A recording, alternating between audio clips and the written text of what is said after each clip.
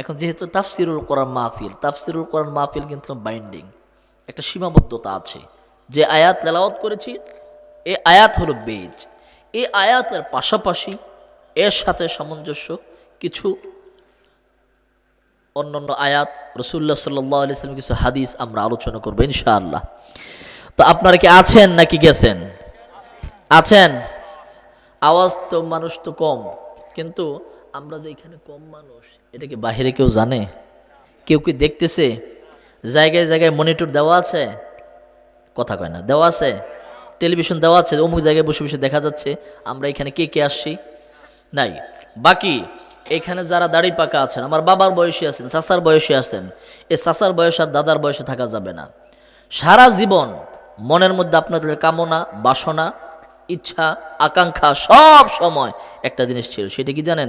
লাইতা শাবাবা ইয়াউদু, হায় হায় রে, সেই জোয়ান কালটা যদি আবার আইতো আমার, তাহলে দেখায় দিতাম। কথা কোন ঠিক না ঠিক? মনে হয় না এরকম যে আজকে সেই আগের দিনটা নাই? তো আজকে জোয়ান কালের সেই মন মানসিকতা নিয়ে বসেন। রাজি আছেন? কথা কয় না, রাজি আছেন? আচ্ছা, যে আয়াতে কারিম আপনাদের সামনে তেলাওয়াত করেছি, আল্লাহ রাব্বুল আলামিন এই আয়াতের মাধ্যমে গুরুত্বপূর্ণ কিছু বিষয় দিয়েছে। এই বিষয়টা অনেকের হজম করতে অসুবিধা হয়, এই বিষয়গুলো আলোচনা মোটেও হয় না, আর হইল অনেকেই এই বিষয়গুলো হজম করতে পারে না। বাকি সহজে আমি যেন আপনাদেরকে বিষয়টা বুঝাতে পারি আর আপনারাও যেন বুঝতে পারেন, আল্লাহ তাআলার কাছে সেই তৌফিক কামনা করছি। সকলেই পড়েন আমিন। আল্লাহ রাব্বুল আলামিন ইরশাদ করছেন, শারআ লাকুম মিনাদ-দীন, তোমাদের জন্য আল্লাহ রাব্বুল আলামিন দ্বীনের কিছু বিষয় নির্ধারণ করে দিয়েছে। কে নির্ধারণ করছে? নাকি কে নির্ধারণ করছে? দ্বীনের কিছু বিষয় যে নির্ধারণ করছে, এই নির্ধারণটা কে করছেন? আল্লাহ তাআলা নির্ধারণ করে দিয়েছে। যে বিষয়ে আল্লাহ রাব্বুল আলামিন নির্ধারণ করে দিয়েছেন, সেই বিষয়ে আল্লাহ তাআলা নির্দেশ দিয়েছেন কাকে? মা ওয়াসা বিহি নূহা, আল্লাহ তাআলা দিয়েছেন নূহ আলাইহিস সালাতু ওয়াসসালামকে। আর কাকে দিয়েছেন? ওয়াল্লাযী আওহাইনা ইলাইক, নবীকে বলছে, নবী ওই একই বিষয়ে নির্দেশ আপনাকেও দিছি। নবীকে দেওয়ার মানে হলো নবীর উম্মত কিয়ামত পর্যন্ত যারা আসবে ওই একই নির্দেশ তাদের প্রতি। কথা কোন ঠিক না ঠিক? তার মানে নবীকে যে নির্দেশ দেওয়া হয়েছে সেই নবীর নির্দেশ, ওই নির্দেশটা আমাদের প্রতি আছে না নাই? আমাদেরকে অর্ডার করছি কি করে নাই? করেছে। এবার আল্লাহ রাব্বুল আলামিন বলেন, ওয়ামা ওয়াসাইনা বিহি ইব্রাহিম ওয়া মূসা ওয়া ঈসা, নবী যেই বিষয়ে নির্দেশ আপনাকে দিয়েছি নতুন কোনো বিষয় নয়, নতুন কোনো বিধান নয়, একই বিষয়ের নির্দেশ আমি মূসা নূহ আলাইহিস সালাতু ওয়াসসালামকে দিয়েছিলাম, আরবের নবী নবী ইব্রাহিমকে দিয়েছিলাম, ইয়াহুদীদের নবী বনি ইসরাইলের নবী নবী মূসাকে দিয়েছিলাম, খ্রিস্টানদের নবী নবী ঈসাকে দিয়েছিলাম। কাজে নতুন কোনো বিষয় নয়, পুরাতন বিষয়টা আবার নবায়ন করে নতুন করে আপনাকে নির্দেশ দিলাম। ওই নির্দেশটা কি ছিল? আল্লাহ রাব্বুল আলামিন বলেন, আন আকিমুদ্দিন ওয়ালা তাতাফাররাকু ফীহি, নবী আপনি দ্বীন কায়েম করেন, আর এই দ্বীন কায়েম করতে গিয়ে কোনো পার্থক্য করা যাবে না, বিভেদ সৃষ্টি করা যাবে না, পার্থক্য নিজেরা বিচ্ছিন্ন হওয়া যাবে না। এবার আল্লাহ বলেন, কাবুরা আলাল মুশরিকিন মা তাদউহুম ইলাইহি, যে নির্দেশ আপনাকে দিয়েছি এই পৃথিবীতে একমাত্র মুশরিক যারা, যাদের অন্তরের মধ্যে শিরিক আছে, যেই মানুষগুলো শিরিক করে ওই মানুষগুলো একমাত্র অপছন্দ করে, ওই অপছন্দ মুশরিক ছাড়া আর কেউই করতে পারে না। এটা হলো আয়াত, আয়াতের সরল অনুবাদ। এবার আল্লাহ রাব্বুল আলামিন শেষে এসে বলছে, আল্লাহু ইয়াজতাবি ইলাইহি মান ইয়াশা ওয়া ইয়াহদি ইলাইহি মান ইউনিব, দেখো আল্লাহ রাব্বুল আলামিন তাকেই মনোনীত করেন যাকে আল্লাহ চায়। আর আল্লাহ কারে চায়? যে আল্লাহর কাছে হেদায়েত কামনা করে, যে আল্লাহর কাছাকাছি হতে চায়, আল্লাহর পথে চলতে চায়, সিরাতে মুস্তাকিম জান্নাতের পথে ইসলামের উপর চলতে চায়, আল্লাহ রাব্বুল আলামিন তাদেরকে পথ দেখান আর তাদেরকে আল্লাহ রাব্বুল আলামিন জান্নাতের জন্য এই মহতি কাজের জন্য আল্লাহ তাআলা মনোনীত করেন। চিৎকার দিয়ে বলেন আল্লাহু আকবার। এবার আসেন ইকামতে দিন কি জিনিস। এই দিনই তো কায়েম করতে বলছে, কথা কোন ঠিক কিনা? এখন এই জিনিসটা আমরা বুঝলি না। চলেন আমরা একটু খেতে খামারে চলে যাই, নতুবা আপনারা বুঝবেন না। যাব কোথায়? খেতে খামারে। আমাদের আশেপাশে কি বেড়িবাঁধ আছে? আছে আশেপাশে? নাই, দূরে আছে। আচ্ছা, বেড়িবাঁধ তো চিনেন। একটু কথা না বললে কেমনে বুঝি যে আপনারা বুঝতেছেন জিনিসটা? না বুঝলে আমার বুঝাইতে হবে না? তো আমার তো বুঝানোর লেগেই টানছে নাকি? কথা কন। এরপর আপনারা কিছু ঘটনা শুনতে চাইবেন না? ঘটনা, কত ঘটনা সাহাবীদের আছে। এই এক কাজ করতে গিয়া সাহাবীরা কিভাবে কি করছে এগুলো শুনলে তো একটু পরে কাঁদবেন, চোখের পানি আসবে। তো সেটা শোনার জন্য তাকে বুঝতে হবে জিনিসটা, যে সাহাবারা কোন কামের লেগা এই ত্যাগ বিসর্জন দিয়েছে। বেড়িবাঁধ, আমরা সকলেই বেড়িবাঁধ চিনি। বেড়িবাঁধের কাজ কি? বেড়িবাঁধ কেন দেওয়া হয়? বেড়িবাঁধের কাজ হলো, বেড়িবাঁধ দেওয়া হয় যেন নদীর পানি বেড়ে গিয়ে ফসলি জমি, বাড়ি ঘর, এলাকাকে প্লাবিত করতে না পারে। এখন যদি বেড়িবাঁধ না থাকে, হঠাৎ সমুদ্রের মধ্যে, নদীর মধ্যে পানি বেড়ে গেছে, খালের পার নাই, পুষ্কুনির পার নাই, পানি তো বাড়ছে। বাড়লে এবার বলেন তো পুষ্কুনির মাছ কি থাকবো না যাবে? সব যাইব। ইতিমধ্যে বহু মানুষের গিয়েছে। কাদের গিয়েছে? যারা সুদে টাকাই না লাগাইছে এদের গেছে। এবার একটা সুদের ঘটনা কই, যেহেতু সুদের কথা আসছে। আমার এক আত্মীয়, আল্লাহ রাব্বুল আলামিন কোরআনে বলছে, বান্দা ইয়ামহাকুল্লাহুর রিবা ওয়া ইউরবিস সাদাকাত। সুদ যারা খায়, সুদ যারা দেয়, সুদের সাথে যারা সম্পৃক্ত, ওই মানুষগুলো ইয়ামহাকুল্লাহুর রিবা, সুদের মাধ্যমে যে টাকাগুলো তারা সংগ্রহ করে, জমা করে, দেখতে মনে হয় যে অনেক টাকা, টাকার পরিমাণ অনেক বেশি। আল্লাহ রাব্বুল আলামিন ডাক দিয়ে বলে, বান্দারে এই টাকা দিয়ে তুমি কি করবা? টাকা তুমি কেন কামাও? কয় যে টাকা খরচ করব, টাকা দিয়ে আমার প্রয়োজনগুলো পূরণ করব। আল্লাহ ডাক দিয়া বলে, ইয়ামহাকুল্লাহুর রিবা, সুদ যারা খাও, সুদের সাথে যারা সম্পৃক্ত, মনে রেখো তোমার ঘরে টাকার স্তূপ থাকবে, ব্যাংকের মধ্যে টাকার পাহাড় জমে যাবে, কিন্তু সেই টাকা দিয়ে তুমি কোনো উপকার তোমার জীবনে তুমি লাভ করতে পারবে না।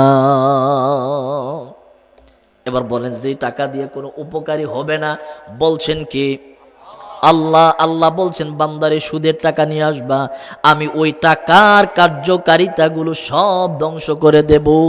ওয়ায়ুরবিস সাদাকাত, আর যদি সাদাকা করো, ওই সাদাকার মাধ্যমে আমি আল্লাহ তোমার সম্পদ বাড়ায়া দিব।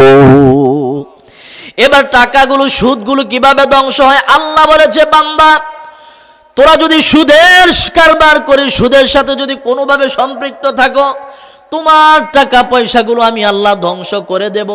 এবার আসেন, ধ্বংস কিভাবে হয়? আমার দাদা, আমি চিনি, আমার বাড়ির পাশে গুলশানে তাদের দোকান, ফার্নিচারের দোকান, 3 ভাইয়ের দোকান। এক ভাই এই ব্যবসার সাথে নাই, 2 ভাই মিলে এক ভাই আরেকটারে বুদ্ধি দেয়, আহারে ভাই চলেন এক কাজ করি। কয় কি কাজ? কয় সামনে ঈদ আসতেছে, 2 জনে মিলে চায়না থেকে ফার্নিচার নিয়ে আসি, নিয়ে এসে দোকানটাকে ভরপুর করে ফেলবো, গোডাউনগুলো ভরে ফেলবো।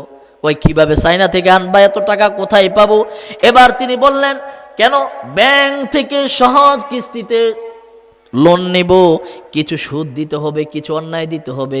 আচ্ছা বলেন তো, যদি কেউ 1 লক্ষ টাকা ইন্টারেস্ট দেয়, সুদ দেয়, লাভ দেয়, ওটাও যেরকম ক্ষতিকর, যদি কেউ 10 টাকা দেয়, ওটা মনে হয় উপকারী, ওইটাও ক্ষতিকর, ঠিক কিনা? এবার এক ভাই আরেক ভাইরা বুদ্ধি দেয়, চলো আমরা ব্যাংক থেকে কিছু টাকা নেই, টাকা নিয়ে রোজা আসবে, রোজার পরে আমরা পণ্যগুলো বিক্রি করব, লাভ করব, লাভটা ঘরে রেখে দিব, নিজের কাছে রেখে দিব, আর পণ্যটা, মূলধনটা ব্যাংকের কাছে ফিরিয়ে দেব। আহারে কত সুন্দর তাদের প্ল্যান। আল্লাহ ডাক দিয়ে বলছে, বান্দারে ইয়ামহাকুল্লাহুর রিবা, বান্দা সুদের কোন কারবারের সাথে যদি তুমি সম্পৃক্ত হয়ে যাও, তোমার আমও যাবে, সালাও যাবে, টাকাও যাবে, তোমার জীবনটাও ধ্বংস হবে। কারণ হলো, একজন মানুষ নিজের আপন মায়ের সাথে ব্যভিচার করবে, জিনা করবে, এটা কখনো মানুষ কল্পনাও করে না, ঠিক কিনা? কারণ কি? কারণ হলো মা হলো অতীব সম্মানিত, মায়ের সাথে এই অপকর্ম করবে মানুষের চিন্তা এত মরে নাই, এত ঘৃণিত এটি কাজ। আল্লাহ রাব্বুল আলামিন বললেন সুদী কারবার যারা করবা ওই মানুষগুলোর মনে রাখা দরকার এই সুদী কারবার করা ওই মায়ের সাথে, আপন মায়ের সাথে ব্যভিচার করাটা যতটুকু ঘৃণিত নিন্দনীয় কাজ, এর থেকে বেশি নিন্দনীয় কাজ হলো সুদের কারবার। এবার দুই ভাই মিললে, আমার দুই দাদা মিলে, তারা একজন আরেকজনের সাথে পরামর্শ করলো ব্যাংক থেকে টাকা নিয়ে পণ্য ক্রয় করে বিক্রি করে টাকা ফেরত দিব, লাভগুলো রেখে দিব। তারা গিয়ে চায়না থেকে পণ্য অর্ডার করেছে, এবার ব্যাংক থেকে লোন নিয়েছে সুদের মাধ্যমে, পণ্য অর্ডার করেছে, আসবে রোজার ঈদের আগে, রোজার আগে সারা রমজান মাস ভরে ভরে তারা বিক্রি করবে। এই জন্য দেশের কোনো জায়গা থেকে তারা আর পণ্য ক্রয় করে নাই। একদিন, 2 দিন যায়, 3 দিন যায়, এক এক করতে করতে রমাদান মাস চলে এসেছে। অন্যান্য আশেপাশের দোকানদাররা বলে কিরে ভাই তোমরা মাল উঠাও না কেন? আমরা তো মাল উঠায় ভরপুর করে ফেলেছি। কিন্তু তারা তো চিন্তা করছে বেশি লাভ করবো, মাল অর্ডার করেছে চায়না থেকে, কাউরে বলে নাই। এবার তারা মালের জন্য অপেক্ষা করে, একদিন 2 দিন যাইতে যাইতে রোজার প্রথম 10 দিন গেছে গা, বেচা বিক্রির সিজন 10 দিন নাই, ঠিক কিনা? অপেক্ষা করছে, অপেক্ষা করতে করতে করতে করতে রোজার 20 দিন নাই, মাল এখনো আসে না, আসে করে করে আর আসে না। এক পর্যায়ে পুরা রমাদান মাস অতিবাহিত হয়ে গিয়েছে, মাল আর আসে নাই। এবার রোজার পরে তাদের মাল এসেছে। এবার বলেন তো এই মাল তাদের জন্য উপকারী না অপকারী? রোজার পরে এসে সিজন তো নাই, এখন মাল কে কিনবে? যারা কিনার সবাই তো রোজার ভিতরে পুরা রমাদান মাস ভরে ভরে কিনছে, ক্রয় করে বাসা বাড়িগুলো সাজিয়েছে, ঈদের পর আত্মীয় স্বজনকে দেখাবে। এবার তারা যেই মালগুলো এসেছে এই মালগুলো আর দোকানে উঠাতে পারে নাই, কারণ ক্রেতা নাই। ওই মানুষগুলো এবার 2 ভাই আফসোস করে, হারে কি করলাম। ঈদের পরে লোনের টাকা পরিশোধ করবে, ব্যাংক থেকে চাপ দেওয়া শুরু করলো তাড়াতাড়ি টাকা দাও। এবার পণ্য তো মাত্র আসছে, বিক্রিও শুরু করে নাই, বিক্রির সিজন নাই, টাকা তারা ফেরত দিবে কিভাবে? এদিক দিয়ে বড় ভাই ছোট ভাইরে বলে কিরে মাল আসার কথা রোজার আগে, রোজা চলে যাচ্ছে মাল এখনো আসে না, ব্যাপার কি?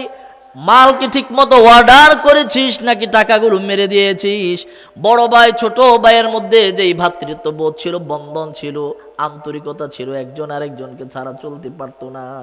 এবার 2 ভাই এমন অবস্থা হয়েছে, এক ভাই আরেক ভাইয়ের ছায়াও দেখতে পারে না।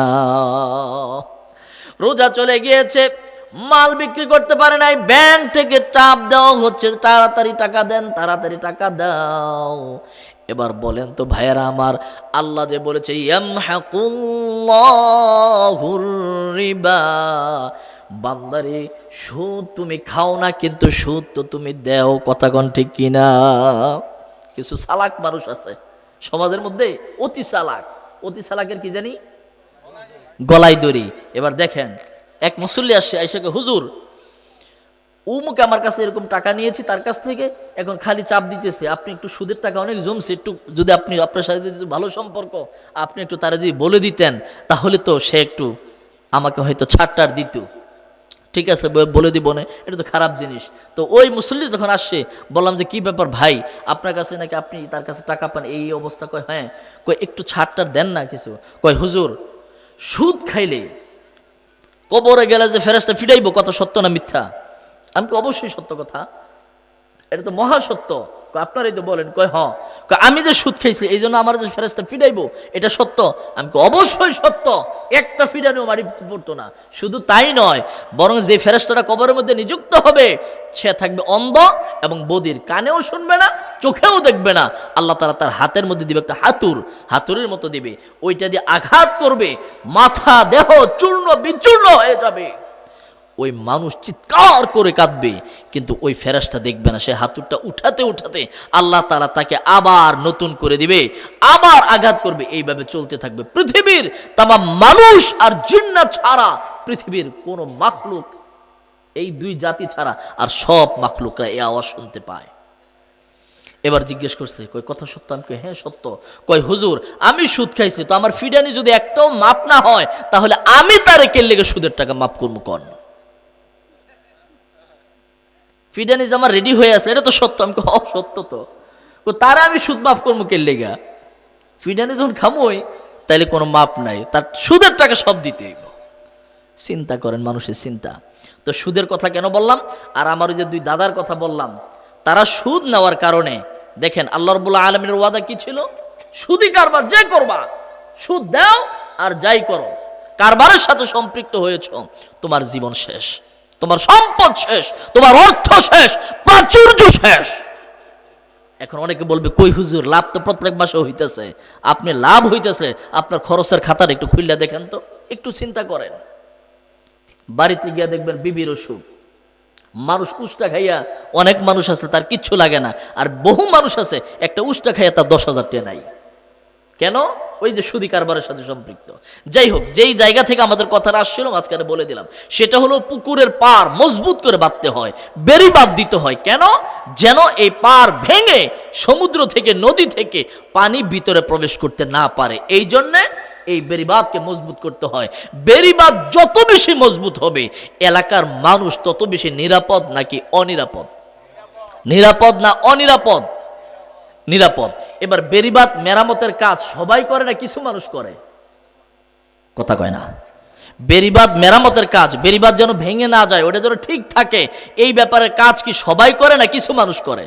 কিছু মানুষ করে। আর বাকি মানুষের কাজ কি? যে বেড়িবাঁধ লয়ে তোরা ব্যস্ত থাক, আমরা খালি চাষাবাদ করে গোলা বরবো, এটা কাজ নাকি? বুদ্ধিমানের কাজ হলো আমার এই ফসলি জমি যেন এই বেড়িবাঁধ ভেঙে পানি এসে একেবারে ধ্বংস হয়ে না যায়।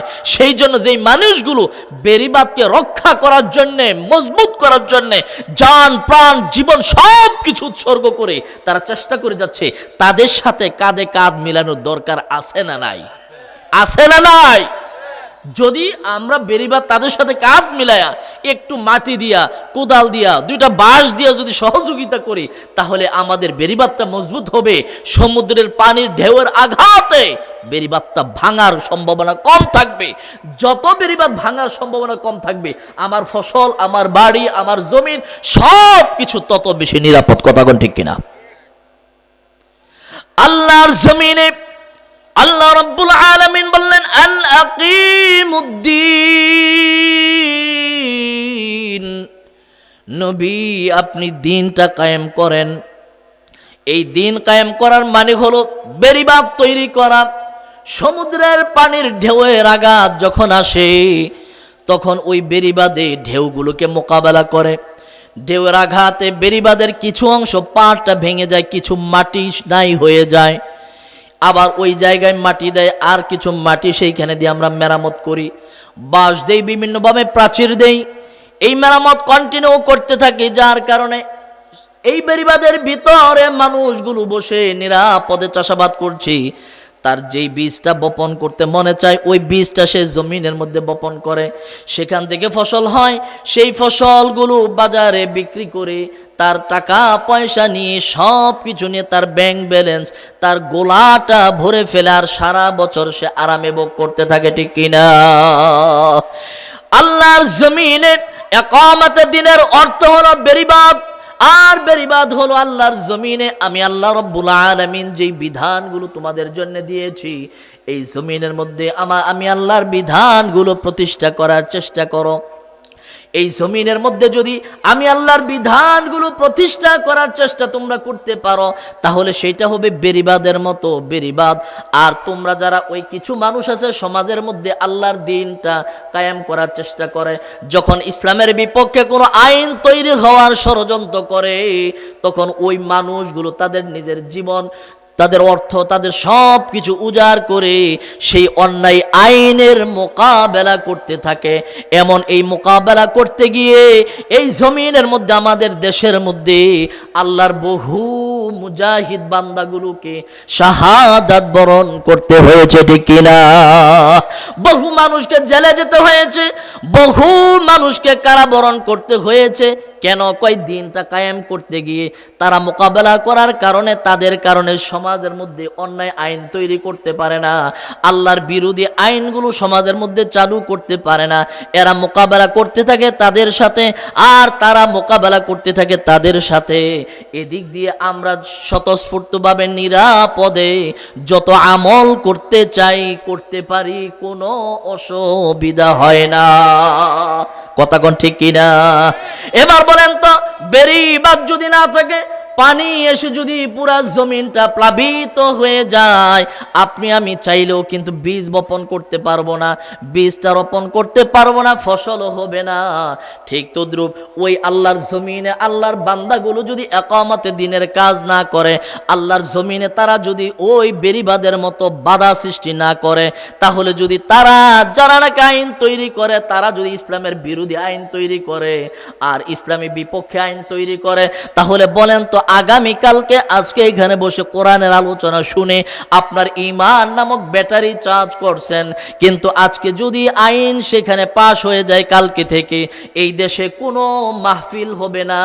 যেমন গত 15 থেকে 16 বছর এই দেশে মাহফিল হয়েছে, কিন্তু আল্লাহর কথাগুলো সঠিকভাবে উচ্চারণ করা যায় নাই। কথা কোন ঠিক কিনা? মোকাবেলা যদি তারা না করে, তারা যদি বাধা না দেয়, তাহলে এই জমিনের মধ্যে আমরা কিন্তু আমাদের মন মতো আমল করতে পারবো না। আমল যদি না করা যায়, আল্লাহকে খুশি করা যাবে তো? কথা বলেন। আল্লাহর ইবাদত যদি পালন না করি, আল্লাহকে খুশি করা যাবে নাকি বলেন? খুশি করা যাবে না। এই জন্য দিন কায়েমটা হলো আল্লাহর জমিন, আল্লাহর আইন বিধান প্রতিষ্ঠা করা। এবার আসেন, প্রতিষ্ঠা কি জিনিস? সমাজের মধ্যে আমরা মনে করি নামাজটা প্রতিষ্ঠিত আছে, নামাজ প্রতিষ্ঠিত নাই। এবার সমাজের মধ্যে লজ্জাস্থান ডেকে রাখা, এইটা প্রতিষ্ঠিত না অপ্রতিষ্ঠিত? প্রতিষ্ঠিত। সমাজের মধ্যে লজ্জাস্থান ডেকে রাখা এটা প্রতিষ্ঠিত। এই জন্য একটা বড় মজলিসের মধ্যে ছোট একটা বাচ্চা যদি নিয়ে এসে আপনি বলেন যে আসো তোমার প্যান্টটা একটু খুলি, ওই বাচ্চাও কিন্তু আপনাকে তার প্যান্ট খুলতে দিবে না, কারণ এই সমাজের মধ্যে লজ্জাস্থান ডেকে রাখা এইটা হলো প্রতিষ্ঠিত। এর বিপরীতে কাজ করতে গেলে তার লজ্জা লাগবে, ঠিক কিনা? ঠিক তদ্রূপ সমাজের মধ্যে নামাজটা যদি প্রতিষ্ঠিত থাকতো, নামাজ আজান হয়, মসজিদে জামাত হয়, ওই মসজিদের সামনে দিয়ে কত শত শত মানুষ হেঁটে হেঁটে চলে যায়, তাদের অন্তরে কোনো লজ্জা লাগে না, তাদের অন্তরে কোনো কষ্ট লাগে না, ব্যথা লাগে না। নামাজ যদি সমাজের মধ্যে প্রতিষ্ঠিত হয়ে যেত, তাহলে নামাজ পড়া বাদ দিয়ে যদি রাস্তা দিয়ে হেঁটে যেত, ওই মানুষগুলো তারা লজ্জা বোধ করত। কথা কোন ঠিক কিনা? ঠিক কিনা? এই জন্য দিন কায়েম করা, দিন কায়েমের উপকারিতা কি? আপনার বাবা মারা গেলে আপনার ভাই সম্পদগুলো দখল করে রাখে, আছে না নাই? কম না বেশি?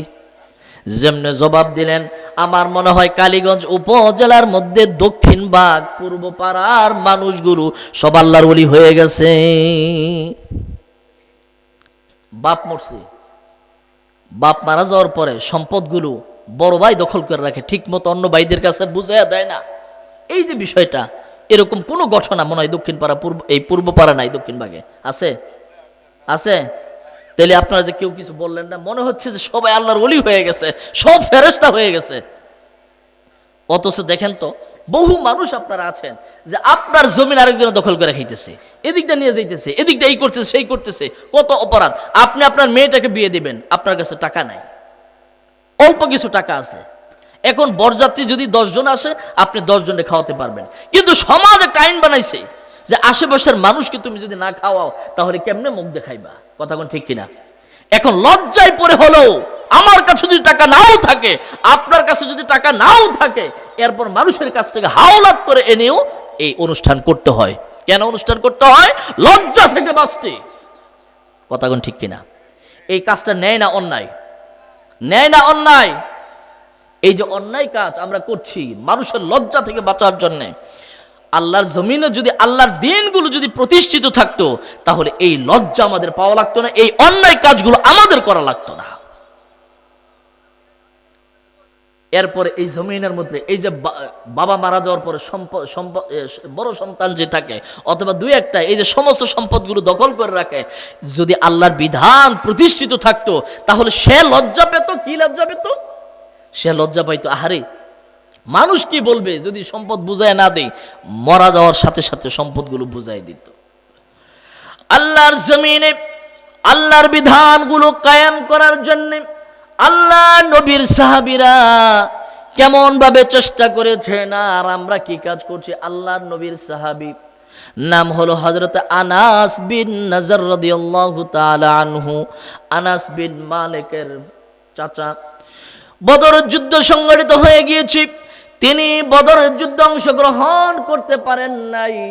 তিনি প্রতিজ্ঞা করলেন, সামনে যদি কোনো দিন আসে আর আমি যদি সামনে সেই সময় বেঁচে থাকি তাহলে আমি দেখায়া দিব কি করে আল্লাহর জমিন আল্লাহর দিন কায়েম করা লাগে।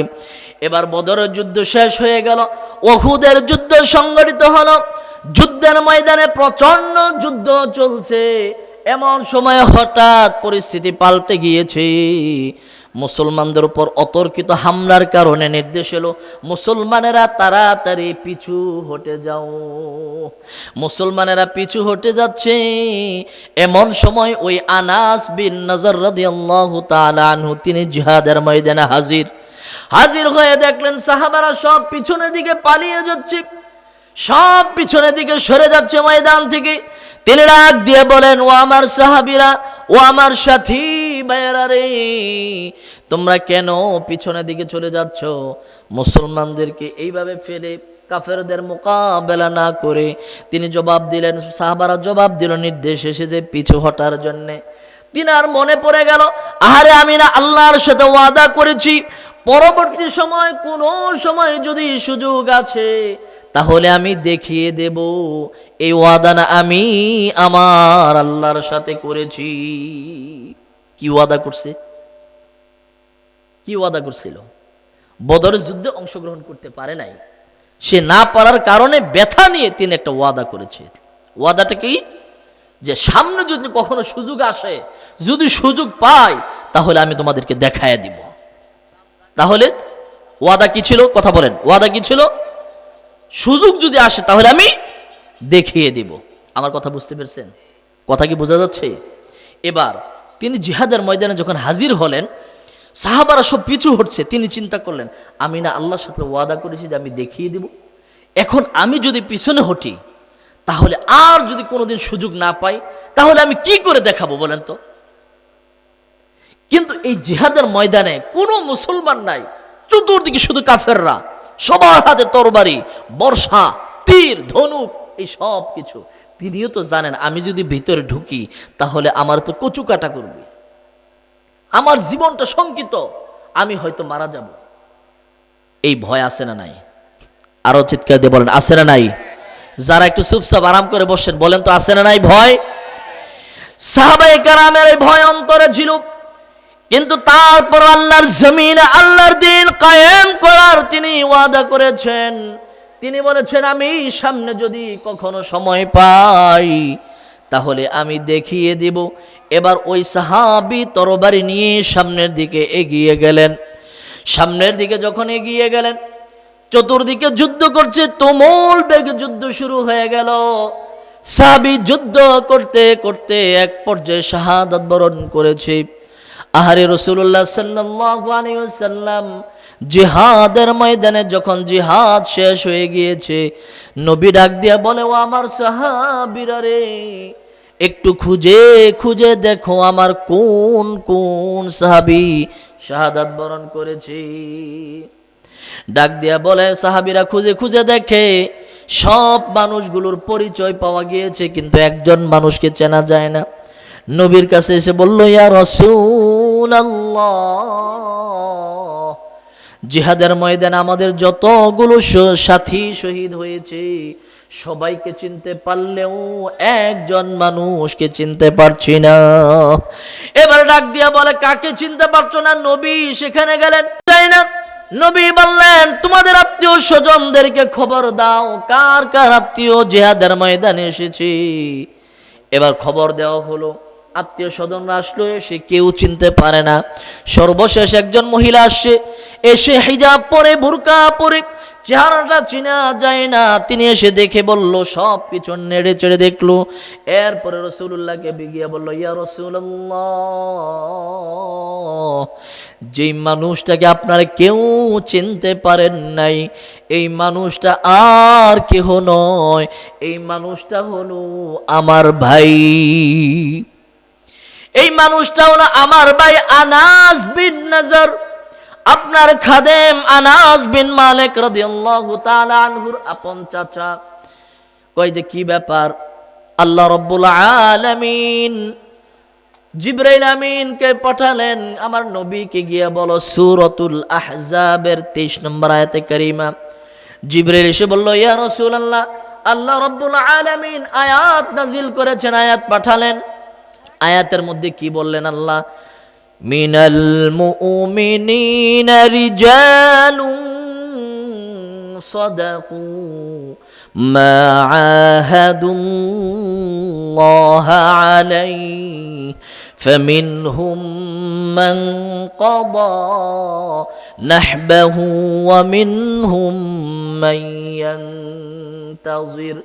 আল্লাহ রাব্বুল আলামিন ডাক দিয়ে বলে, এই মানুষটার এই অবস্থা কেন হলো? আল্লাহ ছাড়া পৃথিবীর কেউ জানে না, নবীও জানে না। এবার নবীকে আল্লাহ জানাচ্ছেন, নবী এই মানুষটার ব্যাপারটা কি, আসল গোপন রহস্য কি জানেন নাকি?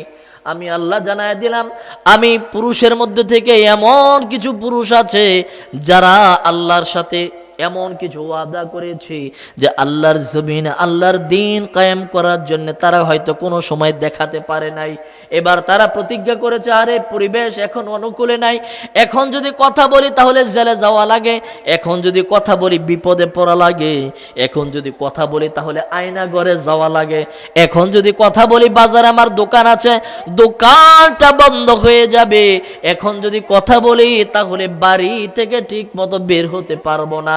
এমন জুলুম নির্যাতন সাহাবায়ে কেরামের উপর যুগ যুগ ধরে চলেছে, এমন জুলুম নির্যাতন যুগে যুগে চলেছে, এমন জুলুম নির্যাতন দক্ষিণ বাগের পূর্ব পাড়ার মানুষের উপরও দীর্ঘ 15 থেকে 16 বছর চলেছে। কারো উপর জুলুম না আসলেও তার আত্মীয় স্বজনেরা জুলুমের শিকার হয়েছে, আর দক্ষিণ বাগের মানুষেরা তাকিয়ে তাকে দেখেছে কিন্তু কিছুই বলতে পারে নাই। কথা কোন ঠিক কিনা? এরকম জুলুম নির্যাতনের সাক্ষী খালি কি ফেরাউনের যুগের উম্মতেরা না, আমরাও, আমাদেরকেও আল্লাহ তাআলা দেখার সুযোগ দিয়েছে কি দেয় নাই? সম্মানিত হাজিরিন, এবার আল্লাহ রাব্বুল আলামিন বলেন, পুরুষের মধ্যে এমন কিছু মানুষ আছে যারা বলছে যে আরে এখন পরিস্থিতিটা ভালো না, এখন কথা বললে ধরে নিয়ে যায়, কোথায় নিয়ে যায় দেখাও যায় না, শোনাও যায় না, যুগ যুগ ধরে কোথায় রাখে তারা স্বীকারও করে না। কত কষ্ট! একটা বাবার যদি সন্তান মারা যায়, জানে যে দাফন করছে, আরে কবরটা দেখেও দিলটারে শান্ত করা যায়, কিন্তু কলিজার আদরের টুকরা সন্তানকে, সন্তানগুলোর বাবাকে, স্ত্রীদের স্বামীকে, ভাইয়ের ভাইকে, বোনের ভাইকে যদি এইভাবে গায়েব করে ফেলে তাহলে এই কষ্ট কি করে সহ্য করবে বলেন তো? সন্তান আছে না গেছে, স্ত্রী চিন্তা করবে আমার প্রাণের স্বামী আছে না গেছে। যদি চলে যায় তাহলে তো বুঝবো হয়তো অন্যত্র বিবাহ বন্ধনে আবদ্ধ হওয়া যাবে, কিন্তু স্বামী আছে না নাই এটাই তো জানি না। সন্তানগুলো বড় হয়, আছে না নাই, ফিরে আসবে কি আসবে না সেটাই জানে না। এবার তারা চিন্তা করে, আহারে এই পরিস্থিতিটা একদিন পাল্টাবে, সেই সময় যদি আমার যে সুযোগ আসে তাহলে দিন কিভাবে কায়েম করতে হয়, আল্লাহর জমিনে কোন অন্যায় কাজ যেন করতে না পারে, আমি সেই ভূমিকা পালন করব, আমি দেখিয়ে দিব। এরকম ওয়াদা আমরা মনে মনে কম বেশি করছি কি করছি না? কোন আপনারা করছেন কি করছেন না? প্রত্যেকটা মানুষ কিন্তু বিভিন্ন সময় কিন্তু আপনারা করছেন, আমরাও করছি, কিন্তু এখন কিন্তু সময় আল্লাহ তাআলা দিয়েছে, সুযোগ দিয়েছে, বান্দারে একটু দেখায় দাও না, তুমি না ওয়াদা করেছিলা, একটু দেখায় দাও, দেখি তুমি কেমন দেখাতে পারো। আল্লাহ রাব্বুল আলামিন আয়াত নাযিল করে জানালেন, আমার বান্দাগুলোর মধ্যে এমন কিছু বান্দা আছে যেই বান্দাগুলো বিপদের সময় ওয়াদা করেছে, এবার তার যখন সুযোগ আছে, সময় আসে, তখন তারা দেখায় দেয়। এই যে অবস্থা, এমন কিছু মানুষগুলোর মধ্যে এই যে মানুষটা যার গায়ের মধ্যে অসংখ্য তরবারির আঘাত, এর কারণে চেনা যায় না, এই মানুষটা হলো ওই দেখিয়ে দেওয়া মানুষগুলোর একজন। তাকায়া দেখে, খুঁজে দেখে, ওই মানুষটার দেহটা আঘাতগুলো গুনে গুনে গুনে গুনে দেখে, একটার দুইটা নয়, 10টার 20টা নয়, 80টার উপরে তরবারির আঘাতে তার দেহটা ক্ষত বিক্ষত হয়ে গিয়েছে। এবার আনাস বিন নজরের বোনকে জিজ্ঞেস করলো, তাহলে তুমি চিনলা কি করে? তিনি জবাব দিলেন, ইয়া রাসূলুল্লাহ, তার হাতের আঙ্গুলের মধ্যে একটা মেজ আছে, মেজ, পুরো শরীরটা তার কিমার মতো হয়ে গিয়েছে, কিন্তু ওই যে আঙ্গুলের মাথার মধ্যে একটা মেজ, ওই আঙ্গুলের মাথার মধ্যে তরবারির কোনো আঘাত লাগে নাই। ওই মেজটা দেখে আমার চিন্তার বাকি নাই, এটা আমার ভাই আনাস বিন নজর ছাড়া আর কেহ হতে পারে না।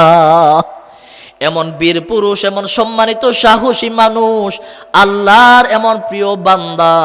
এবার বলেন তো, আমাদের বংশে, আমাদের পরিবারে দরকার আছে না নাই?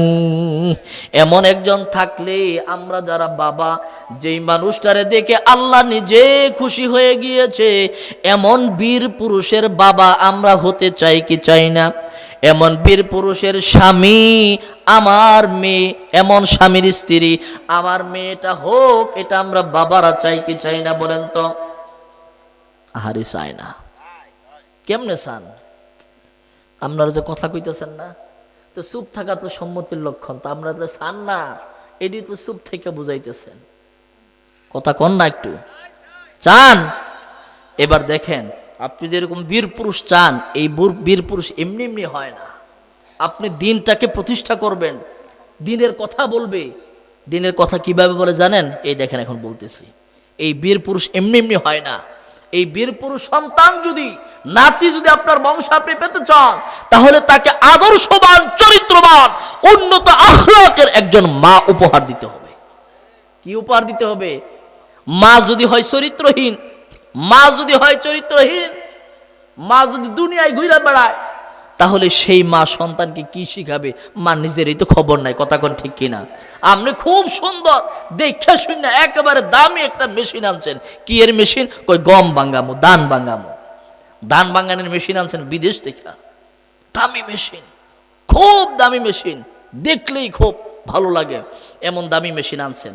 আনার পরে ধানটাও খুব ভালো ধান, ভালো বীজ, একবার বিদেশ থেকে আপনার সন্তানরে দিয়া আপনি নিয়ে আসছেন। এখন মেশিনও ভালো, বীজও ভালো, কিন্তু ধানগুলো যখন আপনি মেশিনে দিবেন, তখন মেশিনের ভিতরটা পরিষ্কার না অপরিষ্কার, এটা দেখার দায়িত্ব কার? কথা কয় না। যে মেশিনটার পরিচালনা করবো, মেশিনটার মালিক, তারই তো দেখার দায়িত্ব, নাকি না আমার দায়িত্ব? আপনার দায়িত্ব? দেখার দায়িত্ব কার? যে মেশিন পরিচালনা করবে, ভিতরে তো কেরোসিন আছে না কি আছে, এটা তো তার দেখার দায়িত্ব। এখন তিনি কিছুই দেখলেন না, তিনি দেখছেন বিদেশ থেকে আনছি মেশিন, খুব সুন্দর, সবাই এসে দেখে, আরে বিদেশি মেশিন আনছে, চল একটু গিয়ে দেখে আসি। এবার সবাই দেখতেছে, আপনি তো দান থেকে ডালছেন, কিন্তু ওই পাশ দিয়ে তো সব একবার এমন চাল বের হইতেছে, নাকের কাছেই নেওয়া যায় না। কেন? কই ভিতরে যে ওই যে ডিজেল দিয়ে পরিষ্কার করছিল কোম্পানির মানুষ, মালিক আর ওই ডিজেল পরিষ্কার করে নাই, না পরিষ্কার করেই ছাড়ছে, আর ডিজেল উইয়া বের হইতেছে সব। এখন বলেন, এই ধান খাওন যাইব? চাইল খাওন যাবে না ফালাই দিতে হবে? ফালাই দিতে হইব। ভাইয়েরা আমার, আপনি আপনার বংশের নাতিটা, আপনার সন্তানটা আদর্শ সন্তান হোক, আপনি সুন্দর উচ্চ বংশের টাকাওয়ালা সুন্দরী, আপনার পুত্র বধূ নিয়ে আসলেন, একটা নারীকে, একটা মেয়েকে আপনি বিবাহ করে নিয়ে আসলেন, কিন্তু ওই নারী দীর্ঘ 18 বছর, দীর্ঘ 20 বছর এমন চরিত্রে বেড়ে উঠেছে, তার দেখতে দেহটা খুব সুন্দর, আকর্ষণীয়, প্রথম দেখাতেই সবাই পছন্দ করে, কিন্তু ওর ভিতরে ডিজেলের মতো আর কেরোসিনের মতো কিছু অসৎ চরিত্র তার ভিতরে রয়ে গিয়েছে। আপনি যদি পরিষ্কার না করে সেখানে বীজ বপন করেন, আপনার ওই বীজ থেকে যেই ফসল হবে, ওই ফসল ওই দানের মতো খাওয়া যাবে না, ঠিক কিনা? আল্লাহর ওলি আরাস্তু খান মুহাম্মদ আফগানিস্তানের রাজা ছিলেন। তিনি সেনাপতি, তার সন্তানকে সেনাপতি বানিয়ে জিহাদের ময়দানে পাঠিয়ে দিয়েছেন। কেন পাঠালেন? কারণ সেনাপতি যদি যুদ্ধের ময়দানে যায়, সেনাপতি তো চাকরি করে, জীবনের মায়ায় পালিয়ে আসার সম্ভাবনা আছে। কিন্তু সন্তানকে যদি পাঠায় সেনাপতি বানিয়ে, অন্তত পক্ষে বাবার দিকে তাকায়া হলেও ওই সন্তান জিহাদের ময়দান থেকে পালাবে না। এবার জিহাদের ময়দান থেকে সংবাদ আসে, ও রাজা মশাই, জিহাদের ময়দানের অবস্থা ভালো না, আপনার দল পরাজিত হতে চলেছে। রাজার চেহারা দিয়া ঘাম ঝরে, রাজা পেরেশানি হয়ে যায়। পাশে এসে স্ত্রী ডাক দিয়া বলে, প্রাণের স্বামী, আপনার এই পরিণতি কেন? রাজা ডাক দিয়া বলে, বেশি কথা বলবা না, সংবাদ বেশি ভালো না, আমার সন্তান নাকি পরাজিত হতে চলেছে।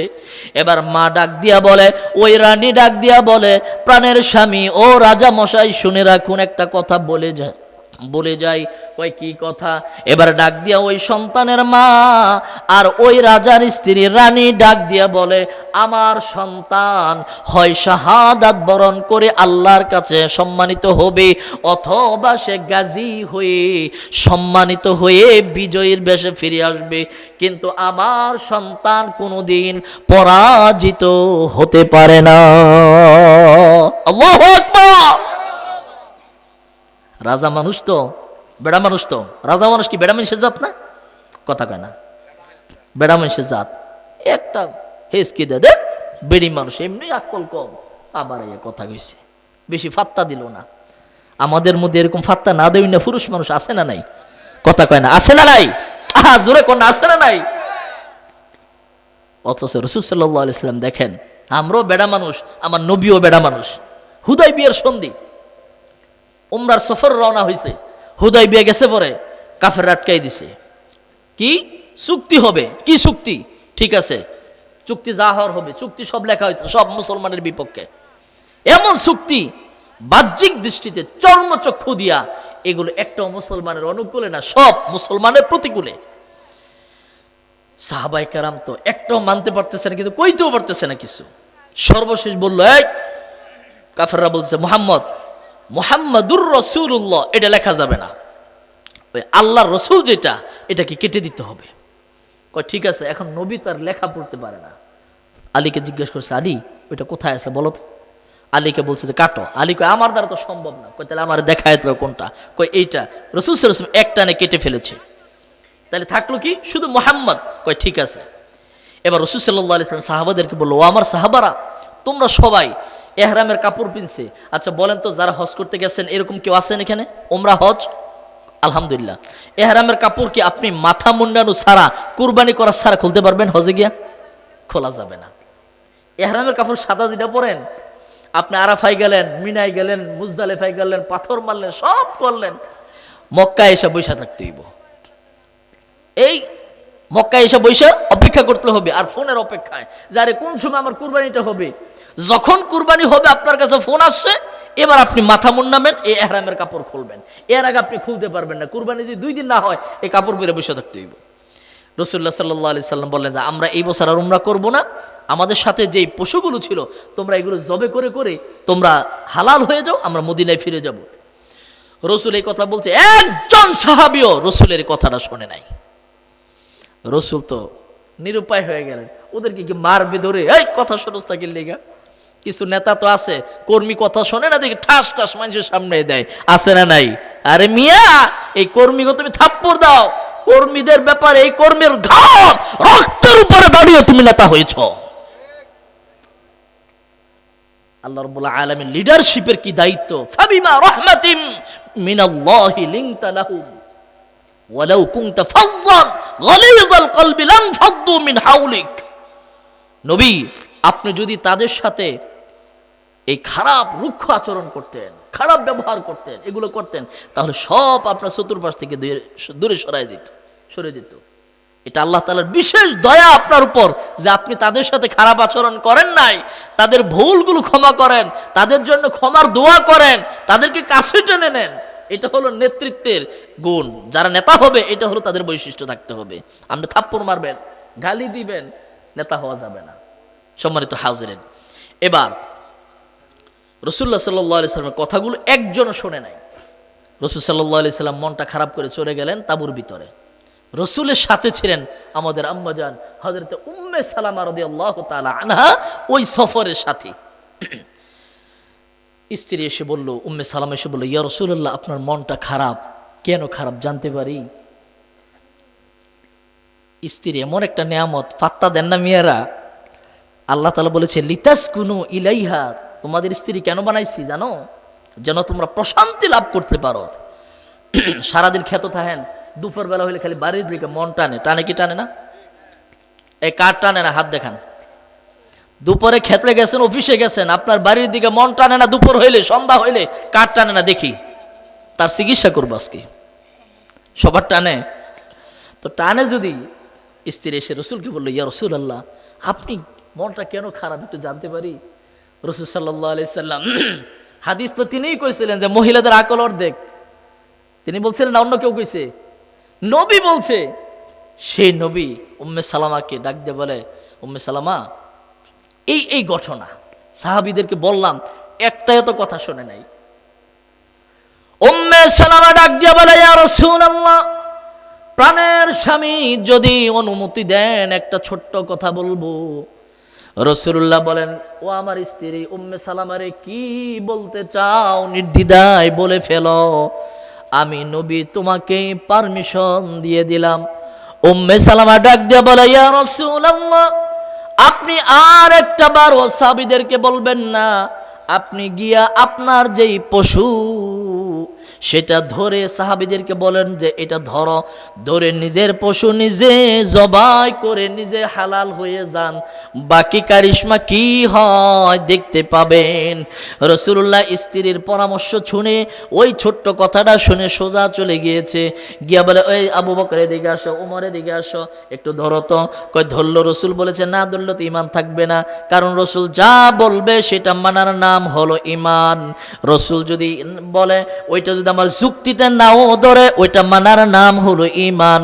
কেউ যদি সন্দেহ পোষণ করে, ও ঈমানের কোনো কাতারে থাকতে পারে না।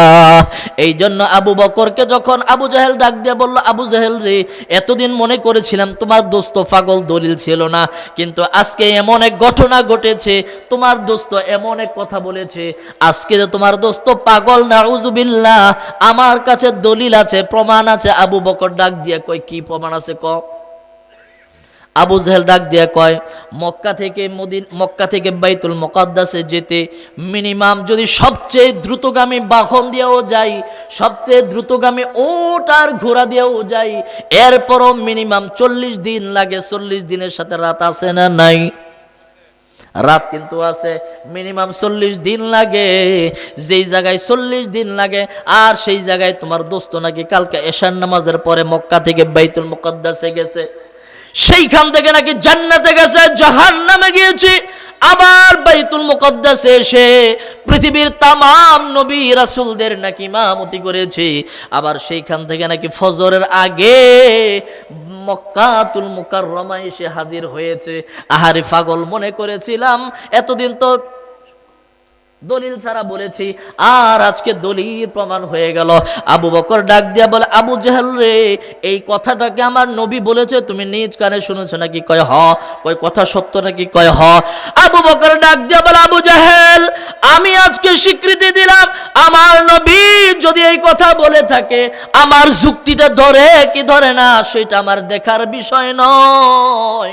আমার নবী যেটা বলেছে আমি আবু বকর স্বীকৃতি দিলাম, আমার নবী যা বলেছে তা মহা সত্য কথা বলেছে। আমি আবু বকর সব কিছু না শুনেও আমার নবী যেহেতু বলেছে, আমি আবু বকর বিশ্বাস করে নিলাম। আল্লাহ রব্বুল আলামিন ডাক দিয়া বলে, আবু বকর যেইভাবে শর্ত ছাড়া, যুক্তি ছাড়া নবীর কথা মেনে নিয়েছে, আজ থেকে শুধু আবু বকর নয়, আবু বকরের উপাধি আজ থেকে সিদ্দীক হয়ে গেল। আল্লাহু আকবার। নবীর কথা কিভাবে মানেন? রাসূলুল্লাহর এক সাহাবী রাসূল এক ইহুদিদের কাছ থেকে টাকা হাওলাত নিয়েছে, ইহুদির টাকা পরিশোধ করে দিয়েছে। এবার ইয়াহুদি একদিন মানুষের সামনে এসে বলল, মুহাম্মদ তুমি না আমার কাছ থেকে টাকা নিছিলে, টাকা দাও। রসুল তো হতভম্ব হয়ে গেছে, কি কয় টাকা না দিয়ে দিছি। রসুলের মনে পড়ে গেছে যখন আমি টাকাটা পরিশোধ করছি তখন কোনো দলিল রাখি নাই, কোনো লিখিত রাখি নাই, আশেপাশে কোনো মানুষও ছিল না। ইয়াহুদি সেই জিনিসটা ভালোভাবে লক্ষ্য করেছে। এবার ইয়াহুদি যখন এসে বলল টাকা দাও, নবী চিন্তা করলো আহারে কোন বিপদে পড়লাম। সাথে সাথে রসুলের এক সাহাবী পাশে বসে আছে, ডাক দিয়ে বলে, ইয়া রাসূলুল্লাহ, পৃথিবীর কোন মানুষ যদি সাক্ষী না থাকে আমি সাক্ষী দিলাম আপনি তার টাকা পরিশোধ করে দিয়েছেন। ইয়াহুদি আশ্চর্য হয়ে গেল, আর মনে মনে বলে, সেই সময় তো চোখ যত দূর গিয়েছে মরুভূমির মধ্যে আমি আর মুহাম্মদ ছাড়া আর কেউ ছিল না, এও তো ছিল না। কিন্তু সে কিভাবে বলছে? যেহেতু সাক্ষ্য একজন দিয়া দিছে, ইয়াহুদি নিরুপায় হয়ে চলে গিয়েছে।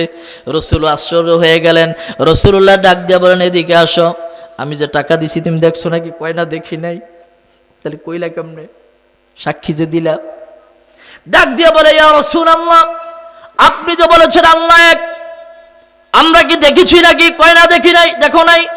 কয় তারপরেও বিশ্বাস করেছি। আপনি বলেছেন পরকালে মৃত্যুর পরে আবার উঠা লাগবে, কোনো প্রমাণ দেখি নাই, প্রমাণ দেন নাই, প্রমাণ চাই নাই, এরপরও তো আমরা মেনে নিয়েছি। কয় কয় সব যদি সত্য বলে মেনে নিতে পারি, আপনি বলেছেন আপনি টাকা পরিশোধ করেছেন।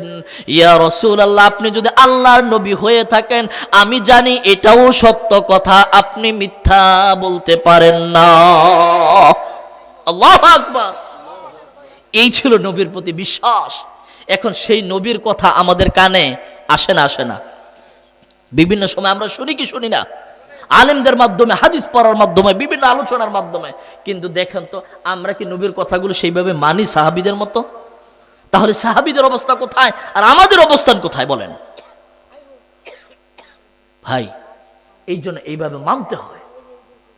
এবার আমরা ছিলাম কোথায়? সেই যে আল্লাহর ওলি রাজা সন্তানরা পাঠাইছে কোথায়? জিহাদের ময়দানে। এবার জিহাদের ময়দান থেকে খবর আসতেছে, আহারে জিহাদ, আপনার সন্তান তো পরাজিত হতে চলেছে। রানী এসে বলল যে আমার সন্তান হয় বিজয়ী হবে নতুবা শাহাদাত বরণ করবে, কিন্তু আমার সন্তান পরাজিত হতে পারে না, জিহাদের ময়দান থেকে পলায়ন করতে পারে না। এবার বলেন তো, এই যে নাহিদ, আসিফ, সার্জিস, তারপরে আব্দুল্লাহ, এই যে যারা সমন্বয়ক যে ছেলেগুলো, এদের বাবারা এই গন্ডগোলের আগে সন্তানদেরকে কত বলছে, বাবা যাইও না, যাইও না। আহারে কত পেরেশানির মধ্যে তারা ছিল, আমার সন্তানটা গেছে না জানি কি অবস্থা। কিন্তু বলেন তো, এই বাবাগুলো এখন তারা যখন রাস্তা দিয়ে হাঁটে তখন তাদের গর্বে অন্তরটা ভরে যায় কি যায় না? যায় কি যায় না? এখন তারা খালি বলে, আহারে এই সময় বাধা দিছিলাম, যদি না যাইতো তাহলে আজকে সম্মানটা পাইতাম না। কথা কোন ঠিক কিনা? একজন মানুষ যখন জান্নাতি হয়ে যায়, জান্নাতে যেরকম শহীদের শাহাদাতের মর্যাদা আছে, দুনিয়াতে যখন আল্লাহর জমিনে কোনো কাজ করবে আল্লাহর জন্য, দুনিয়াতেও তার সম্মান আছে। এবার রানীর কথা শুনে, রানী যে আমার সন্তান পরাজিত হতে পারে না, রাজা তো উড়াই দিছে যে মহিলা মানুষের কথা বেশি দাম দেওয়া যায় না। তবে ভাই, যেহেতু আপনার আমার নবী পুরুষ মানুষ, তিনি তার স্ত্রীর কথাকে মূল্যায়ন করেছে এবং স্ত্রী যেন, প্রিয়তমা জীবন সঙ্গিনী যেন স্বতঃস্ফূর্তভাবে একটা পরামর্শ দিতে পারে, সেইটুকু সম্মান অধিকার তাকে দিয়েছে। আমাদেরও দেওয়ার দরকার আছে না নাই? স্ত্রীর কাছে ভালো মন্দ শেয়ার করার দরকার আছে না নাই? আছে না নাই? পরামর্শ আপনি নেবেন, কিন্তু সিদ্ধান্ত কোনটা? বাস্তবতার আলোকে আপনি সিদ্ধান্ত গ্রহণ করবেন। কিন্তু পরামর্শ নেওয়া মানে হলো আপনার বিভিন্ন গুরুত্বপূর্ণ বিষয় আল্লাহ বলেছেন ওয়াশাউইরহুম ফিল আমর, আপনি পরামর্শ করুন। ফাইদা আযামতা ফাতাওয়াক্কাল আলাল্লাহ, যখন পরামর্শের ভিত্তিতে কোনো একটা মতে আপনি পৌঁছবেন, এবার আল্লাহর উপর এই মতটা নিয়ে আপনি ভরসা করুন। ইন্নাল্লাহা ইউহিব্বুল মুতাওয়াক্কিলিন। অন্য সূরায় আল্লাহ বলেছেন ওয়া মান ইয়াতাওয়াক্কাল আলাল্লাহ, যে ব্যক্তি আল্লাহর উপর কোনো ভরসা করে ফাহুয়া হাসবু, ওর প্রয়োজন মিটানোর জন্য, সমস্যা সমাধানের জন্য আমি আল্লাহ যথেষ্ট হয়ে যাই। আল্লাহু আকবার। এই জন্যে সন্তানদেরকে ডাক দিবেন, স্ত্রীকে ডাক দিবেন, ডেকে জিজ্ঞেস করবেন এই বিষয়টা এরকম, এখন কি করতে পারে। তখন সন্তান একটা বলবে আব্বা এটা করতে পারেন, স্ত্রী বলবে স্বামী এটা করতে পারেন, মেয়ে বলবে বাবা এটা করতে পারেন। সবাই পরামর্শ দিল, দেওয়ার পরে শুধু পরামর্শ না, প্রত্যেকটা পরামর্শ হলো এক একটা দোয়া।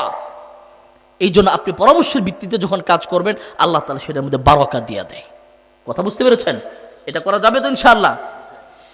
রাসূলুল্লাহ সাল্লাল্লাহু আলাইহি ওয়াসাল্লামের আদর্শ রানী রাজাকে যখন বলল, রাজা বেশি পাত্তা দিল না, কিন্তু কিছুদিন পরে সংবাদ আসলো, রাজা মশাই আপনার সন্তান বিজয়ী হয়ে তারপরে আসছে, তাড়াতাড়ি সংবর্ধনা দেওয়ার ব্যবস্থা করেন।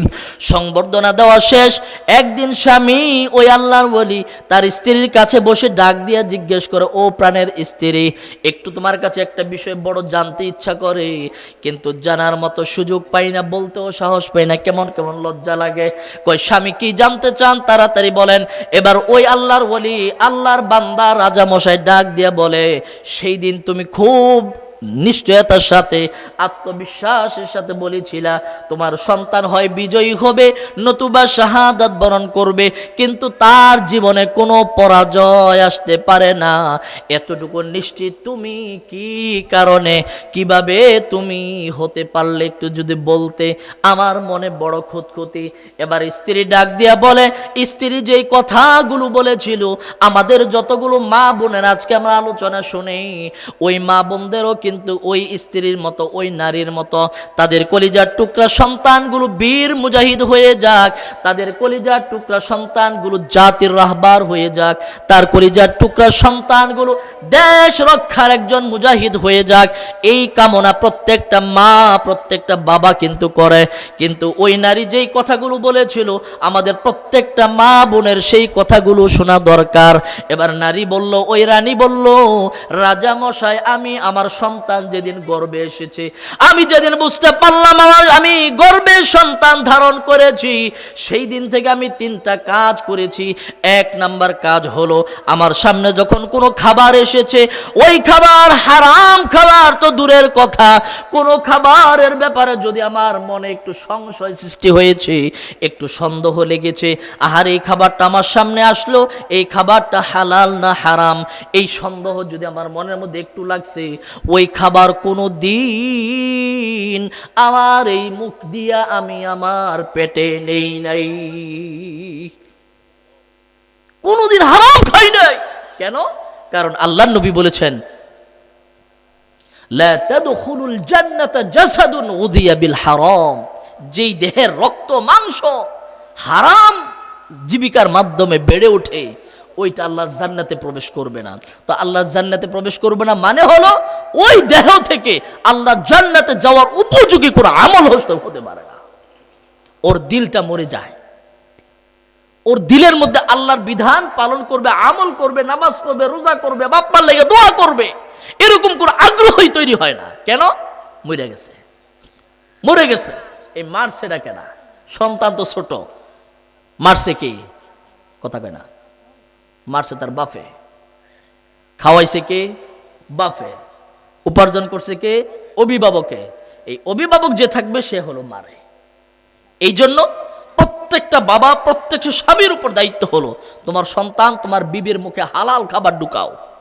পরিমাণে যদি কম হয় ওটা স্বাস্থ্যকর, যদি বৈধ হয়, আর যদি পরিমাণে বেশি হয়, খাবারের শেষ নাই, ফ্রিজ ভর্তি খাবার, মাছ মাংস হাবি জাবি কত কিছু, খোঁজ নিয়ে দেখা যায় যে বোনের সম্পদ দেয় নাই, আছে না নাই?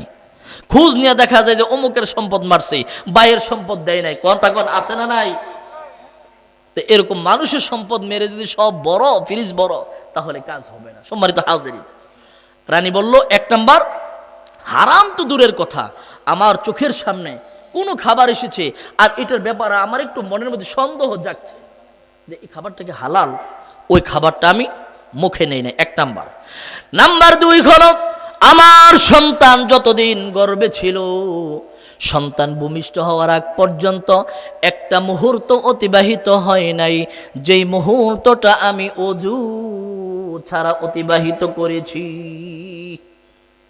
অর্থাৎ যখনই অজু চলে গেছে সাথে সাথে আমি অজু করে ফেলছি, অজু চলে গেছে আমি অজু করে ফেলেছি, একটা মুহূর্ত অতিবাহিত হয় নাই যে আমি অজু ছাড়া অতিবাহিত করেছি। কয় নাম্বার গেল? কয় নাম্বার গেল? গোপন কথা কয়টা ছিল? কথা কয় না। কয়টা ছিল? রানী কয়টা কথা বলবে? 3টাই তো, ঠিক আছে। রানী তার রাজাকে 3টা কথা বলবে, এর মধ্যে 2টা গেল। 1 নাম্বার হলো হারাম তো দূরের কথা, কোনো খাবারের ব্যাপারে যদি সন্দেহ হয়েছে আমি সেটা মুখে নেই নাই।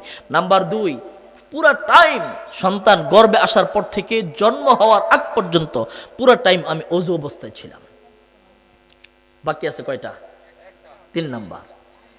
এবার রানী ডাক দিয়া বলে, রাজা মশাই, প্রাণের স্বামী, সন্তান যখন দুনিয়াতে আসলো, আল্লাহ রাব্বুল আলামিন নিয়ামত দিয়েছে, সন্তান যখন দুধ পান করার জন্য কান্নাকাটি শুরু করত, আমি মা হয়ে বিভিন্ন কাজে ব্যস্ত থাকতাম। আমি প্রথমে গিয়ে অজু করতাম সন্তানের কান্না শুনে। 1 নাম্বার কাজ হলো অজু করতাম। নাম্বার 2 হলো সন্তানকে যখন আমার স্তনটা সন্তানের মুখের মধ্যে দিতাম, সন্তান যখন থেকে খাবার খাওয়া শুরু করত, সন্তান যতক্ষণ খাবার খেত ততক্ষণ আমি দুনিয়ার অন্য কোনো চিন্তা করতাম না, বরং ততক্ষণ আমি আল্লাহর জিকির, আল্লাহর তাসবিহ পাঠ করে করে সময় অতিবাহিত করতাম। এই যে 3টি আমল করলো, এই 3টি আমলের কারণে আমার সন্তান হয় শাহাদাত বরণ করবে, নতুবা বিজয়ী হবে।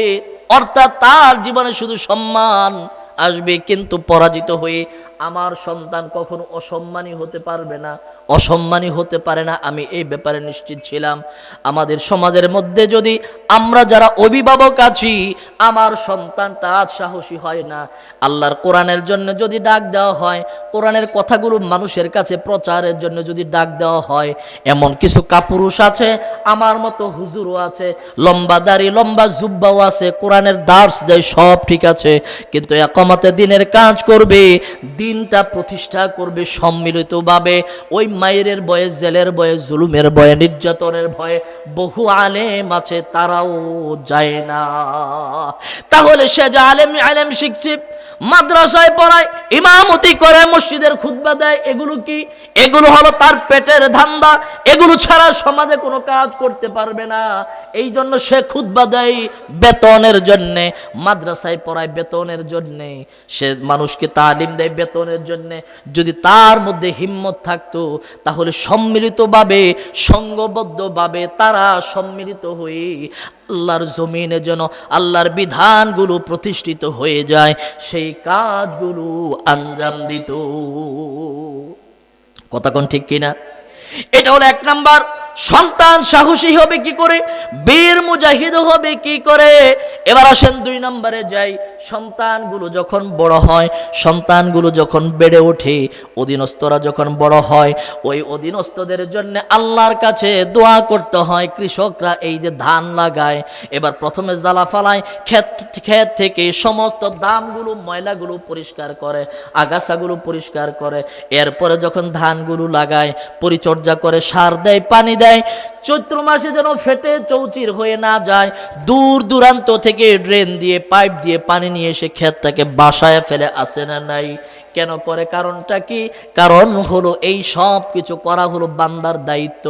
এই সব কাজ করার পর এবার বান্দা আল্লাহর দিকে তাকায়া থাকে, আল্লাহ, আমার যতটুকু সামর্থ্য ছিল, দরকার ছিল, আমি সব কিছু করেছি, এবার আপনার দয়া ভিক্ষা চাই, আপনি এই জমিনের মধ্যে, এই ফসলের মধ্যে, এই গাছগুলোর মধ্যে ফসল দিয়ে ভরপুর করে দেন। এবার আল্লাহ বলবে, বান্দারে, তুমি যেহেতু তোমার দায়িত্ব শেষ করেছো, এবার আমার দায়িত্ব, আমার ইচ্ছা হইলে আমি দেব, আর ইচ্ছা না হইলে দেব না। কিন্তু বান্দা, এটা নিজের কোনো দোষ নাই, কিন্তু বান্দা যদি চৈত্র মাসে পানি না দেয়, বান্দা যদি চতুর্দিক দিয়ে ছাগলের খাওয়া থেকে বাঁচানোর জন্য যদি চতুর্দিক দিয়ে বেড়া না দেয়, এবার যদি আল্লাহর উপর ভরসা করে, এটা আল্লাহর উপর ভরসা নয়, বরং এইটা হলো আল্লাহর সাথে তামাশা ছাড়া আর কিছু না। কথা কোন ঠিক কিনা?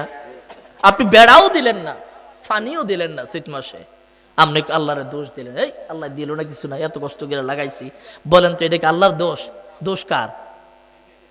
ঈসা আলাইহিস সালামকে ওনার এক উম্মত এসে জিজ্ঞেস করলো, নবী, সব কিছু আল্লাহর হাতে হয়? কই, হ্যাঁ সব হয়।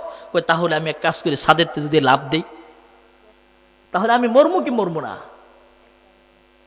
এবার ঈসা আলাইহিস সালাম বললেন যে, দেখো, আল্লাহর অধিকার আছে তার বান্দাকে পরীক্ষা করার, কিন্তু বান্দার এই পারমিশন নাই, এই অনুমতি নাই আল্লাহরে পরীক্ষা করার। কথা বুঝতে পারছেন? আমি জাপ দিব চাক্কার নিচে আর আল্লাহরে বলবো যে দেখি আল্লাহ এবার বাঁচাই কিনা, বাঁচি কিনা। এই পারমিশন নাই যে আপনি আল্লাহকে পরীক্ষা করবেন। প্রত্যেকটা জিনিসের একটা সিস্টেম আছে। এই মাইকের সুইচ আছে, আমি যদি বন্ধ করে দিই, আমি যতই চিৎকার করি বাহিরের মানুষ আমার কথা শুনবে। এটা হলো সিস্টেম। আল্লাহ রাব্বুল আলামিন এই দুনিয়াতে একটা সিস্টেম তৈরি করে রেখেছেন। মানুষের মৃত্যু আল্লাহর পক্ষ থেকে নির্ধারিত। তবে হ্যাঁ, এই নির্ধারিত মৃত্যুর আগে যদি আমি নিজেই আমার নিজের জীবনটা শেষ করতে চাই, তাহলেও মৃত্যু কিন্তু হবে। সেই জন্য আল্লাহর দোষী না, আল্লাহ দোষী না। অনেক হারাম খোরের আছে, সমানে ডান বাম চিন্তা করে না, হারাম খায় আর কয় আল্লাহ দিছে আলহামদুলিল্লাহ। আল্লাহ কত জুতার বাড়ি দিম, ফাজিল কোথাকার। আল্লাহর কি ঠেকা পড়ছে যে হারাম জিনিস তোমার দেওয়ানের লেগে? কি ঠেকানা পড়ছে? আল্লাহ যদি হারাম খুররে ওই টাকার মালিক আল্লাহ হয়, তাহলে হালাল ভাবে যারা উপার্জন করে তাদেরটা কি হবে? সম্মানিত হাজিরিন, এই জন্যে দ্বিতীয় অপশন হলো সন্তান। ভালো মেশিন নিয়ে আসলেন। ভালো মেশিন মানে সন্তানকে ভালো মা দিলেন। মায়ের ভিতরে ময়লা আবর্জনা আছে কিনা সব অসৎ চরিত্রগুলো বিভিন্নভাবে একেবারে খুঁজে খুঁজে যে আমার পুত্রবধূর চরিত্রের মধ্যে কোন কোন অসঙ্গতি আছে, আমার বউর আমার স্ত্রীর জীবনের মধ্যে কোন কোন অসঙ্গতি আছে, এগুলো সন্তান হওয়ার আগেই দূর করতে হবে। আপনি যদি দূর করতে না পারেন, তাহলে মা হয়ে সে কি ভূমিকা পালন করবে বলেন? ওই চরিত্রের প্রভাব তো সন্তানের মধ্যে পড়বে। কারণ মেশিনের ভিতরে যদি কেরোসিন থাকে, সাইলের মধ্যে যেরকম কেরোসিনের গন্ধ কয়, তো ওই রেহেন থেকে যেটা বের হয়ে আসবে সেটার মধ্যে তো সেগুলো প্রস্ফুটিত হওয়ার সম্ভাবনা আছে। কথা কোন ঠিক কিনা? এবার আসেন দ্বিতীয় অপশন। দ্বিতীয় অপশন কি? আপনার সব করা শেষ। এবার আল্লাহ রাব্বুল আলামিন শিখালেন নবী ইব্রাহিম আলাইহিস সালাতু ওয়াস সালাম সন্তান বিবাহের পর থেকে সন্তান হওয়ার আগ পর্যন্ত আল্লাহর কাছে দোয়া করলেন, রব্বি হাবলি মিনাস সালিহিন, আয় আল্লাহ আমাকে একটা নেক সন্তান দিন। আল্লাহ নেক সন্তান দিয়ে দিলেন। এবার আল্লাহর কাছে ফরিয়াদ করলেন, রব্বি জাআলনি মুকিমাস সালাতি ওয়া মিন যুররিয়াতি রব্বানা ওয়া তাকাব্বাল দুআ। আল্লাহু আকবার। আয় আল্লাহ তাআলা আমাকে নামাজ কায়েমকারী বানান। আমার বংশধর কিয়ামত পর্যন্ত যারা আসবে ওই মানুষগুলোর মধ্য থেকেও নামাজ কায়েমকারী বানান। নামাজ কায়েমকারীর কথা কেন বললেন? নামাজ কায়েমকারীর মানে কি? যিনি নামাজ, আল্লাহ যদি দোয়া করে, দোয়া কবুল করে, আপনার এই দোয়ার কারণে আপনাকে যদি নামাজ কায়েমকারী বানায় ফেলে, আপনার সন্তানটাকে যদি নামাজ কায়েমকারী বানায়, তাহলে এটার মানেটা কি? উদাহরণ দিলে আপনি বুঝবেন। গোরাশাল গেছেন না? আমার মনে হয় এইখানে কেউ নাই, সবাই গেছেন।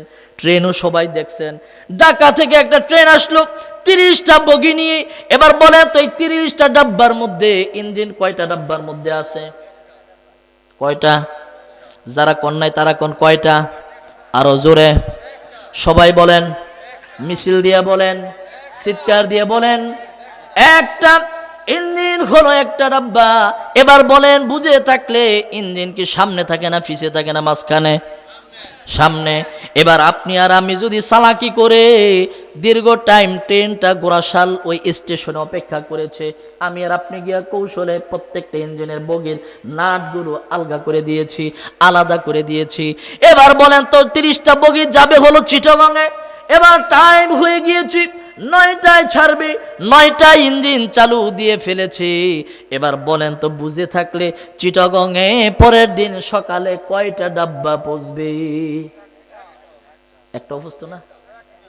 কয়টা পৌঁছবে? একটা। মাশাআল্লাহ, একটা পৌঁছবে। কোনটা পৌঁছবে? খালি ইঞ্জিন। আর বাকিগুলো কোথায়? কথা কয় না। বাকিগুলো গোরাশাল।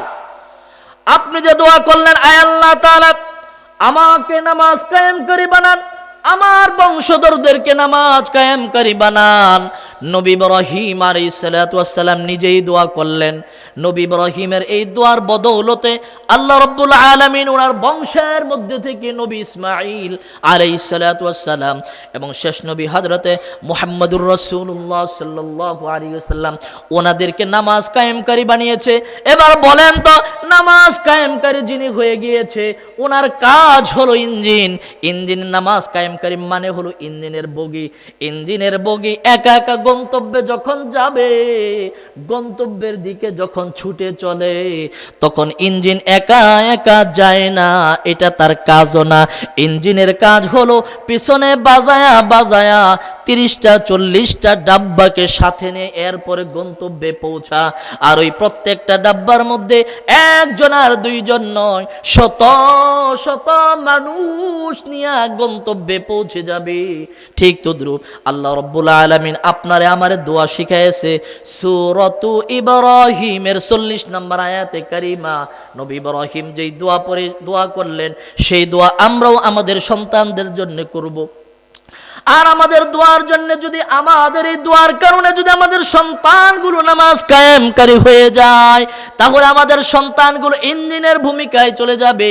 আর ইঞ্জিনের ভূমিকায় যদি চলে যায়, আমার সন্তানগুলো যদি ইঞ্জিন হয়ে যায়, আল্লাহর জান্নাতে যাবে, কিন্তু একা যাবে না, শত শত পরিবারকে টেনে নিয়ে সাথে নিয়ে নিজের সাথে বাঁধায় বাঁধায় এরপরে নিয়ে জান্নাতে যাবে। ঠিক কিনা?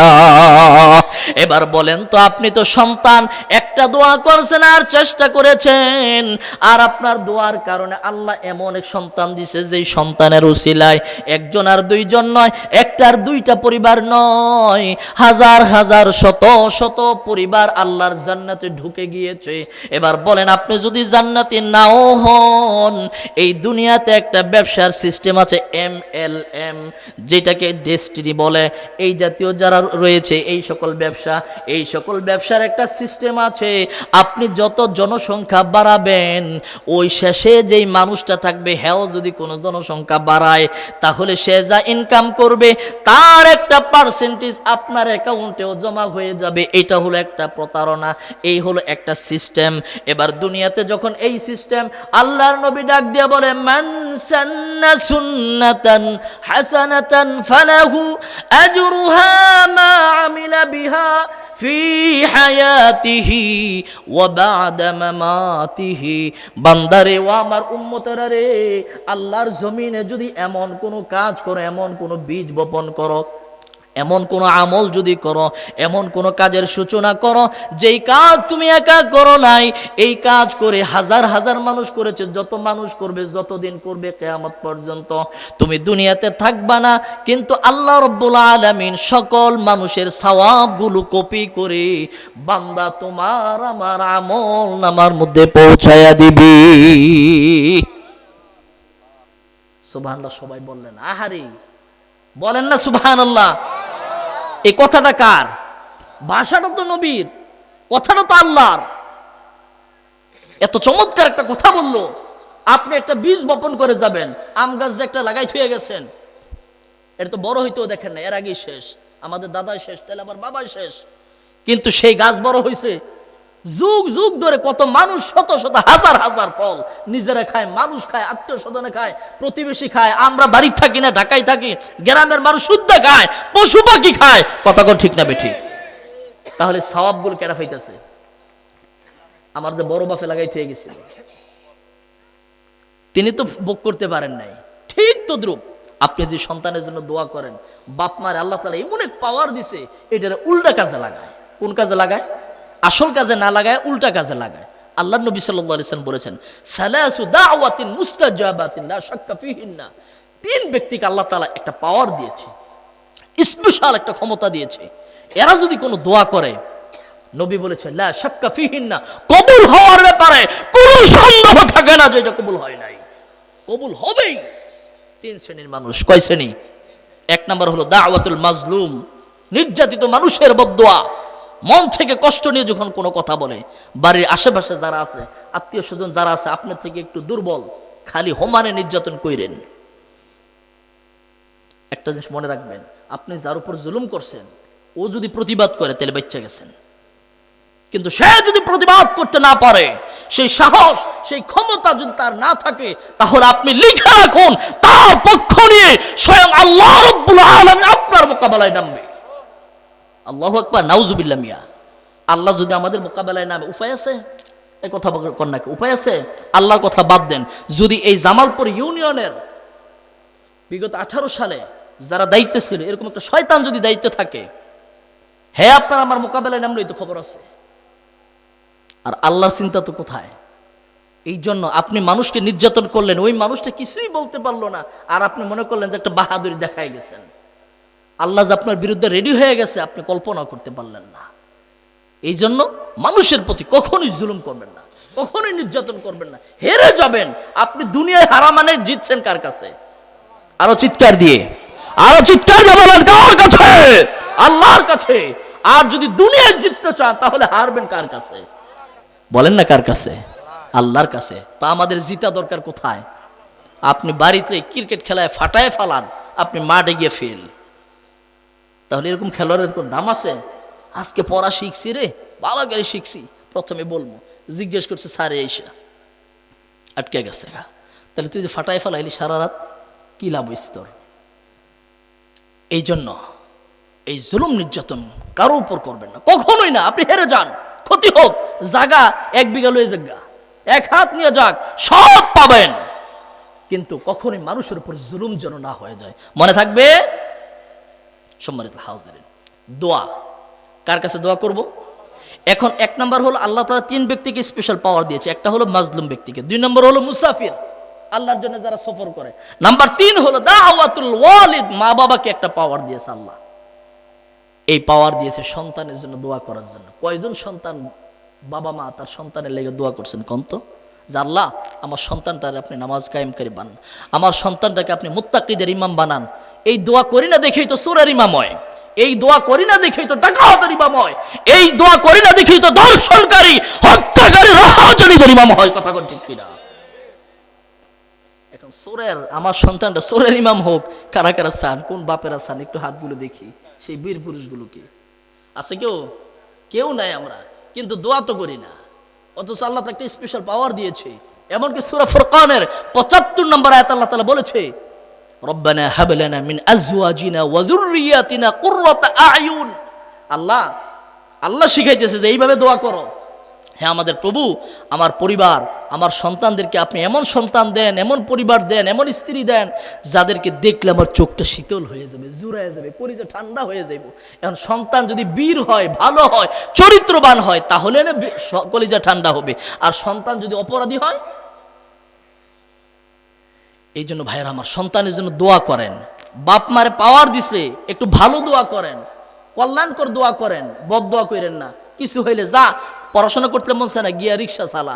কেন ভাই? আপনি যদি আপনার সন্তান রিক্সা চালায়, আপনার এই রিক্সাওয়ালার বাপ কইলে এটা ভাল লাগবে আপনার কাছে? ভাল লাগবে? তো আপনি মুখ দিয়ে বলতে পারেন না যে পড়াশোনা করতে মন চাচ্ছে না, যা গিয়ে প্লেন চালা। এ দেখুন, মক্কার একজন গেস্ট ইমাম ছিল আদিল আল কালবানি, দেখতে একটু কালো টালো আর কি, গায়ের একটু ফসকা মস্কা আছে, যাই হোক, উনি অল্প কিছুদিন ইমাম ছিলেন। উনি একটা টক শোতে এসে বলছে যে আমি যে ইমাম হয়েছি, মক্কার কাবার ইমাম হয়েছি, এটা এমনি এমনি হয়নি, আমার মার বদদোয়ার কারণে হয়েছি। কিসের কারণে? দোয়ার কারণে, বদদোয়ার কারণে? বদদোয়ার কারণে। তো বদদোয়া কি মানুষ খুশি হইলে করে না রাগ হইলে করে? তো রাগ হইলে দোয়া করে যদি এই অবস্থা হয়, তাহলে খুশি হয়ে দোয়া করলে কি অবস্থা হইতো চিন্তা করেন তো। কইছে কেন? আমার কাম হয়েছে খালি বাইরে ঘোরাফেরা করে, খালি ঘোরাফেরা করতাম। তো পরে আমার মা একদিন রাগ করে বলছিল, আরবদের একটা বৈশিষ্ট্য কি জানেন? তারা প্রচুর দোয়া করে। আপনি 1 গ্লাস পানি দিবেন কাউকে, দেখবেন যে জাযাকাল্লাহ, হাইয়াকাল্লাহ, বারাকাল্লাহ, কত দোয়া আপনার জন্য করতেছে, আপনি আশ্চর্য হয়ে যাবেন। এটা হলো একটা আদত, আসলে মুসলমানদের এটাই হওয়া দরকার। তো তার মা বলছিল রাগ করে, হ্যাঁ তুমি বাইরে ঘোরাফেরা করো, ঠিক মতো বাসায় আসো না, যাও গিয়ে মক্কার ইমামতি করো, তোমার যদি পড়াশোনার কাজকাম ভালোই না লাগে, গিয়ে ইমামতি করো। এই যে তিনি সেদিন বলছিলেন যে আমার মনে হয় যে এই বদদোয়ার কারণে আমি মক্কার ইমাম হয়েছি কিছুদিনের জন্য। তো আপনার সন্তানের জন্য আপনি দোয়া করেন না কেন? কেন দোয়া করেন আপনার সন্তানের জন্য? আল্লাহ কেন তাকে এই নামাজ কায়েমকারী বানাক, ট্রেনের ইঞ্জিন বানায় দেখ, এই দোয়াটা কেন করেন না আপনারা? সম্মানিত হাজিরিন, এই বীর মুজাহিদ হোক, সন্তান বীর মুজাহিদ সাহসী হওয়ার জন্য দিন কায়েম করবে, এমনি এমনি না। দিন কায়েম সবাই পারে না। কেন পারে না এটাও বলি। রাসূলুল্লাহ সাল্লাল্লাহু আলাইহি সাল্লাম দিন কায়েমের কাজ কি? মানুষের কাছে প্রচার করা, মানুষের কাছে বলা। রাসূল সাল্লাল্লাহু আলাইহি সাল্লাম যখন গারে হেরায় ওহী পাইলেন, পাওয়ার পর ঘরে এসে শুইছে কম্বল গায়ে দিয়া। আল্লাহ রাব্বুল আলামিন কি বললেন? ইয়া আইয়ুহাল মুযাম্মিল কুমিল লাইল ইল্লা কলিলা। নবী আপনি ওঠেন, আপনি কিছু জাগ্রত হন, ইল্লা কলিলা, রাতের কিছু অংশ জাগ্রত হন। কয় কেন জাগ্রত হবো? যদি আপনি জিজ্ঞেস করেন লাভটা কি, কয় লাভ আছে। কয় লাভ হলো সূরা ফুরকানের মধ্যে আল্লাহ তাআলা বলেছে, ওয়া ইবাদুর রহমানিল্লাযীনা ইয়ামশুনা আলাল আরদি হাওনা ওয়া ইযা খাতাবাহুমুল জাহিলুনা ক্বালু সালামা। রহমানের গোলাম যারা হবে এদের বৈশিষ্ট্য হলো এরা যখন জমিনে চলে তখন বিনয়ের সাথে চলে। এরা মানুষকে দাওয়াত দেয়, কিন্তু এই দাওয়াত দিলে মানুষ তাদেরকে দুর্বল মনে করে, তাদেরকে খোঁচায়, তাদেরকে উত্ত্যক্ত করে, তাদেরকে ডিস্টার্ব করে। আল্লাহ রাব্বুল আলামিন বলছে, এই বান্দা, তোরে যারা ডিস্টার্ব করতেছে এদের মোকাবেলা করার কাজ কি তোর নাকি? এগুলো সব মূর্খ। তোর কাজ হলো ক্বালু সালামা, এই জাহেলগুলোরে সালাম দিয়ে বিদায় হও, কাইটা পড়ো, এদের তর্কের জবাব দেওয়া, এদের সাথে সময় ক্ষেপণ করা, এগুলো তো তোমার কাজ না। তোমার মূল্য আমি আল্লাহর কাছে বড় দামি, তুমি, তোমার অনেক কাজ আছে, তোমার কাজগুলো তুমি এগিয়ে যাও। ইন্না কাফাইনাকাল মুস্তাহজিইন, এই ধরনের নাস্তিক, মুরতাদ, ইসলাম বিদ্বেষ যারা, তাদের মোকাবেলা করার জন্য আল্লাহ রাব্বুল আলামিন নিজ দায়িত্ব নিয়েছে। এবার আল্লাহর দায়িত্ব নেওয়ার কারণে দেখছেন কি হয়েছে? জীবনে কেউ কল্পনা করতে পারছে এরকম? ফেরাউনরে আল্লাহ তাআলা সমুদ্রে নিয়ে সুবায়া ডুবায়া মারবো, ফেরাউন জীবনে কল্পনা করছে? কথা কয় না কে? জীবনে কল্পনা করছিল? সে তো মনে করেছিল এমন পাওয়ার আল্লাহ তাকে দিয়েছে, আনা রব্বুকুমুল আ'লা, আমি খালি পাওয়ার না, নতুন একটা মতবাদ তৈরি করেছে, নিজের বাপরে বানাইছে সেই মতবাদের আবির্ভাব। মনে হয় যে নতুন ধর্ম, বাপের নাম এমনই নেওয়া লাগবে। আল্লাহ তাআলা দেখায় দিছে। আল্লাহ সব কেন, আল্লাহ শিরিক কেন সহ্য করে না জানেন? আচ্ছা বলেন তো, এই এখন যে বাড়িতে যাবেন আপনারা, অনেকে ক্ষুধা লাগছে না? কথা কয় না? এখন ক্ষুধাটা বেশি না, আপনাদের খাইয়ে আসছেন, জিলাপি টেলাপি খেয়ে আসছেন, অনেক কিছু খেয়ে আসছেন, ক্ষুধাটা বেশি বোঝা যাবে না। দুপুরবেলা যখন ক্ষেত থেকে কামড়া শেষ করে আইন, তখন কেমন ক্ষুধাটা থাকে? অনেক ক্ষুধা থাকে। আইয়া যদি খাওয়ানোর মধ্যে যদি লবণটা ঠিক মতো না হয়, রাগটা কেমন উঠবে? কোন কেমন উঠবে? অনেক রাগ উঠবে না? এই রাগটাও ঠিক আছে, ক্ষমাযোগ্য। আপনি আসছেন, আইসা দেখেন যে ভাত রান্না করে নাই, কিংবা চুলার মধ্যে হয়ে গেল অর্ধেক, রাগ উঠবো নি? কি করছো এতক্ষণ তুই? কই পাশের বাড়ি গেছিলাম। কই পাশের বাড়ি গিয়ে বইয়া থাক। এটাও ক্ষমাযোগ্য, সব অপরাধ ক্ষমাযোগ্য। কিন্তু আপনি আসছেন, আইসা দেখেন বাড়ির জানালাও বন্ধ, দরজাও বন্ধ। কিরে, জানালা বন্ধ কেন, দরজা বন্ধ কেন? দরজার সামনে খাড় হইলেন আপনি। এবার দরজা খুলছে, খুললে দেখে ঘরের ভিত্তিতে বেরিয়েছে এক বেড়া। এবার বলেন এটা ক্ষমাযোগ্য? এটার আপনি ক্ষমা করবেন? এটারে মানবেন? কথা কয় নাকি? মানা যাবে এই অপরাধ? কখনোই না। আল্লাহ রাব্বুল আলামিনের জমিনের মধ্যে মানুষ সৃষ্টি করে দায়িত্ব দিয়েছিল, তোমরা আমার প্রতিনিধিত্ব করবে। প্রভু হতে পারি নাই, যারাই প্রভু হওয়ার জন্য চেষ্টা করেছে আল্লাহ রাব্বুল আলামিন তাদেরকে নাস্তানাবুদ করে দিয়েছে বংশসহ। এটা হলো ভবিষ্যৎ প্রজন্মে যারা নাকি প্রতিনিধিত্ব করবে, এটা হলো আল্লাহর পক্ষ থেকে দায়িত্ব। কিন্তু প্রতিনিধিত্ব করতে গিয়ে যদি প্রভু হয়ে যায়, মনে করে আমি নেতা, আমি আমার মন মতো আইন চালু করবো, আমি আমার মন মতো বিধান দিব, তাহলে ওই জাতিরও চিন্তা করা দরকার, একটু মাথায় রাখা দরকার। আল্লাহ তাআলা ফেরাউনকে কিন্তু দিয়েছিল গোষ্ঠী সুদ্ধা। ফেরাউনের উত্তরসূরি আবু জাহেলও দিয়েছিল, তারও উত্তরসূরি খুব বেশি দূরে যাওয়া লাগতো না, হেরাও দিছে আল্লাহ তাআলা। কথা কোন ঠিক কিনা? কাজেই একটু কদমটা সুস করে ফেলায়েন। আল্লাহ তাআলা প্রভু বানায় নাই, আল্লাহ তাআলা প্রতিনিধিত্ব করার জন্য খলিফা বানিয়েছে। খলিফা মানে কি? দর্জি। খলিফা মানে দর্জি। আপনি গিয়া বললেন যে ভাই আমার বডিটা হবে 55, লম্বা হবে 36, একটা বললেন আর কি।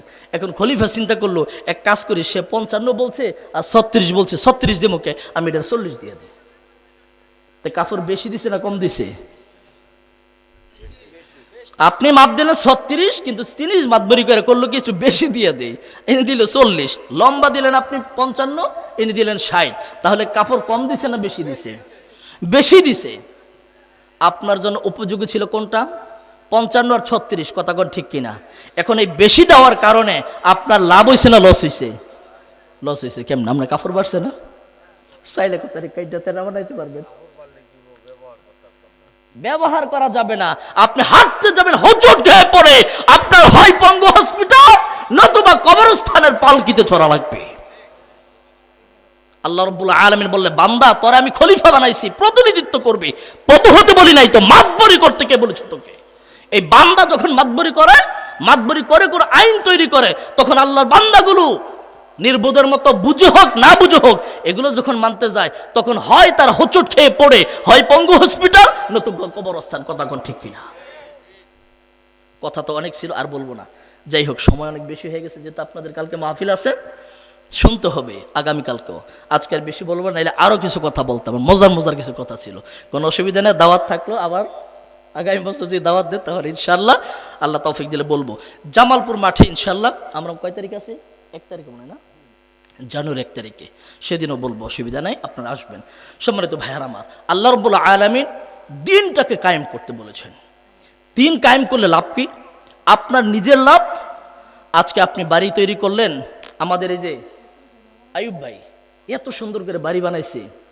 আমি আগে চিন্তা করতাম, কি রে, এবারে মাদ্রাসায় চাকরি করে, বিভিন্ন মাহফিলে দেখি সভাপতি, অতিথি, প্রধান অতিথি, আর ঘোষণা দেন, খুব কাছের মানুষ। কিন্তু এই একটা প্রশ্ন আমার ভিতরে, পরে তো খবর নিলাম নজরুল ভাইয়ের কাছে, পরে আসল গোপন তথ্য জানলাম আর কি।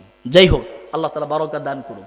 এখন বাড়িতে যে গেলাম, এত সুন্দর বাড়ি, ছেলেরা বিদেশ থেকে টাকা পয়সা পাঠায়, বিভিন্ন জায়গা থেকে, এগুলো সব রাখে, ব্যাংকে রাখে না, ডরে। কিল্লিগা ব্যাংক তো ঠিক মতো টাকা দেয় না। এখন বাড়িতে রাখছে, বাড়িতে রাখার পর বিশাল কইরা বাড়ি থেকে মজবুত করে একটা প্রাচীর বানাইছে, চতুর্দিক দিয়ে দেয়াল বানাইছে, গেটটারে মজবুত করে দিছে, আবার সিসি ক্যামেরা লাগাইছে। আচ্ছা বলেন তো, এরপরও কি আইয়ুব ভাইয়ের মতো আপনাদের মধ্যে যারা আছে, এরা কি নিরাপদে ঘুমাইতে পারে বাড়িতে? একটু ভয় কাজ করে কি করে না? একটু খস করে যে ভাইরা আওয়াজ হয়, ফালদা উঠতে যায়, না জানি কেউ আইয়া পড়ছে। কথা কোন ঠিক কিনা? এই ভয়টা কেন? এই ভয়টা এই কারণে, যেহেতু আপনি আপনার বাড়িটাকে প্রোটেক্ট করার জন্য, সিকিউরিটি দেওয়ার জন্য আপনি সময় ব্যয় করেছেন। এইটা যদি আপনার বাড়িটাকে নিরাপত্তা দেওয়ার জন্য ব্যয় না করে, এই সমাজটাকে, দেশটাকে নিরাপত্তা দেওয়ার জন্য আপনার আমার মতো মানুষেরা যদি সম্মিলিতভাবে কাজ করত, তাহলে চোর, ডাকাত, বদমাশগুলো এই সমাজ থেকে দূর হয়ে যেত। তখন আমার ঘর ওই প্রাচীর দেওয়া লাগতো না, উন্মুক্তভাবেও যদি পড়ে থাকতো, আমার কোনো টেনশন থাকতো না। কেন? কারণ প্রত্যেকটা মানুষ আমার বাড়িতে যাওয়ার আগে 14 বার চিন্তা করতো, এই বাড়ির মালিক তো আমি না, এই বাড়ির মালিক তো উনি। আমি যদি যাই, পৃথিবীর কোনো মানুষ হয়তো দেখতেছে না, সবাই ঘুমিয়ে আছে, কিন্তু আমার আল্লাহ তো সব কিছু দেখছে। এটা হলো ইকামতে দিনের কাজ। এটা করি না বিদায় প্রত্যেকটা মানুষ ক্ষতির মধ্যে। যেহেতু বেড়িবাঁধ মেরামতের কাজে অক্ষুণ্ণ রাখার জন্য আপনি সময় ব্যয় করছেন না, কাজে বেড়িবাঁধ তো ভাঙবেই, ভাঙ্গা পানি আসবে। আর আপনার জমিন তো, আপনি নামাজ পড়েন, আপনি তাসবিহ পড়েন, আপনি কোরআন পড়েন, সেই জন্য কি ফানি একবারও কইব এই হুজুরের জায়গার মধ্যে আমি যাবো না? বলবে? বলবে না। আপনার জায়গা শুদ্ধ, কিন্তু তলানিতে যাবে। এই জন্য বেড়িবাঁধটাকে ঠিক করার চেষ্টা করেন। দেশ পরিবর্তন আল্লাহ তাআলা করে দিয়েছে। চাকরির ব্যবস্থা বিভিন্ন মানুষ কইরা দেয়, কিন্তু চাকরি টিকায় রাখার দায়িত্ব কি তার নাকি? তো আপনার সৃষ্টি করছে কে লিগা, বেতন দিব কে লিগা? চাকরি টিকায় রাখার দায়িত্ব আপনার আর আমার। ঠিক এই দেশ আল্লাহ তাআলা পরিবর্তন করিয়ে দিয়েছে। এখন আপনার আমার কাজ হলো এটাকে অক্ষুণ্ণ রাখা, যার বিনিময়ে আল্লাহ জান্নাত দিবে। কারণ এটাও যদি আল্লাহর কইরা দেওয়ান লাগে, তাহলে কেমনে হবে? এই জন্য এখন থেকে নিজের বাড়ি নিরাপত্তা দেওয়ার জন্য যতটুকু চেষ্টা হবে, এর থেকে বেশি চেষ্টা হবে আমাদের ইমানের নিরাপত্তা দেওয়ার জন্য। কোনো আইন যখন হতে চায়, যখন আইন প্রণয়ন করে, ইসলাম বিরোধী আইন, ইসলাম বিদ্বেষী আইন, বিভিন্ন আইন যখন করে, বিচক্ষণ বিদগ্ধ আলেমরা, ইকামতে দিনের যারা কাজ করে, সেই সকল দায়িত্বশীলেরা যখন কোনো আওয়াজ তোলে, তখন এই জাতি চুপ করে বসে থাকে। সবাই কইতেছে বেড়িবাঁধ ভাঙ্গা যাইতেছে, তাড়াতাড়ি আসো তোমরা। কেউ যায় না। আচ্ছা, বেড়িবাঁধ ভাঙলে গিয়ে খেলে তাগো ক্ষতি, নামগো ক্ষতি, সবার ক্ষতি। তাহলে আমাদের যাওয়া দরকার, গিয়ে তাদের সাথে প্রত্যেকের জায়গা থেকে আওয়াজ তোলা দরকার। আমরা যদি আওয়াজ তুলতে পারি, তাহলে ওই মানুষগুলো সেখানে বসে কোনো অন্যায় আইন প্রণয়ন করতে পারবে। আল্লাহ তাআলা তৌফিক দান করুন। ওয়া মা আলাইনা ইল্লাল বালাগ। আসসালামু আলাইকুম ওয়া রাহমাতুল্লাহি ওয়া বারাকাতুহু।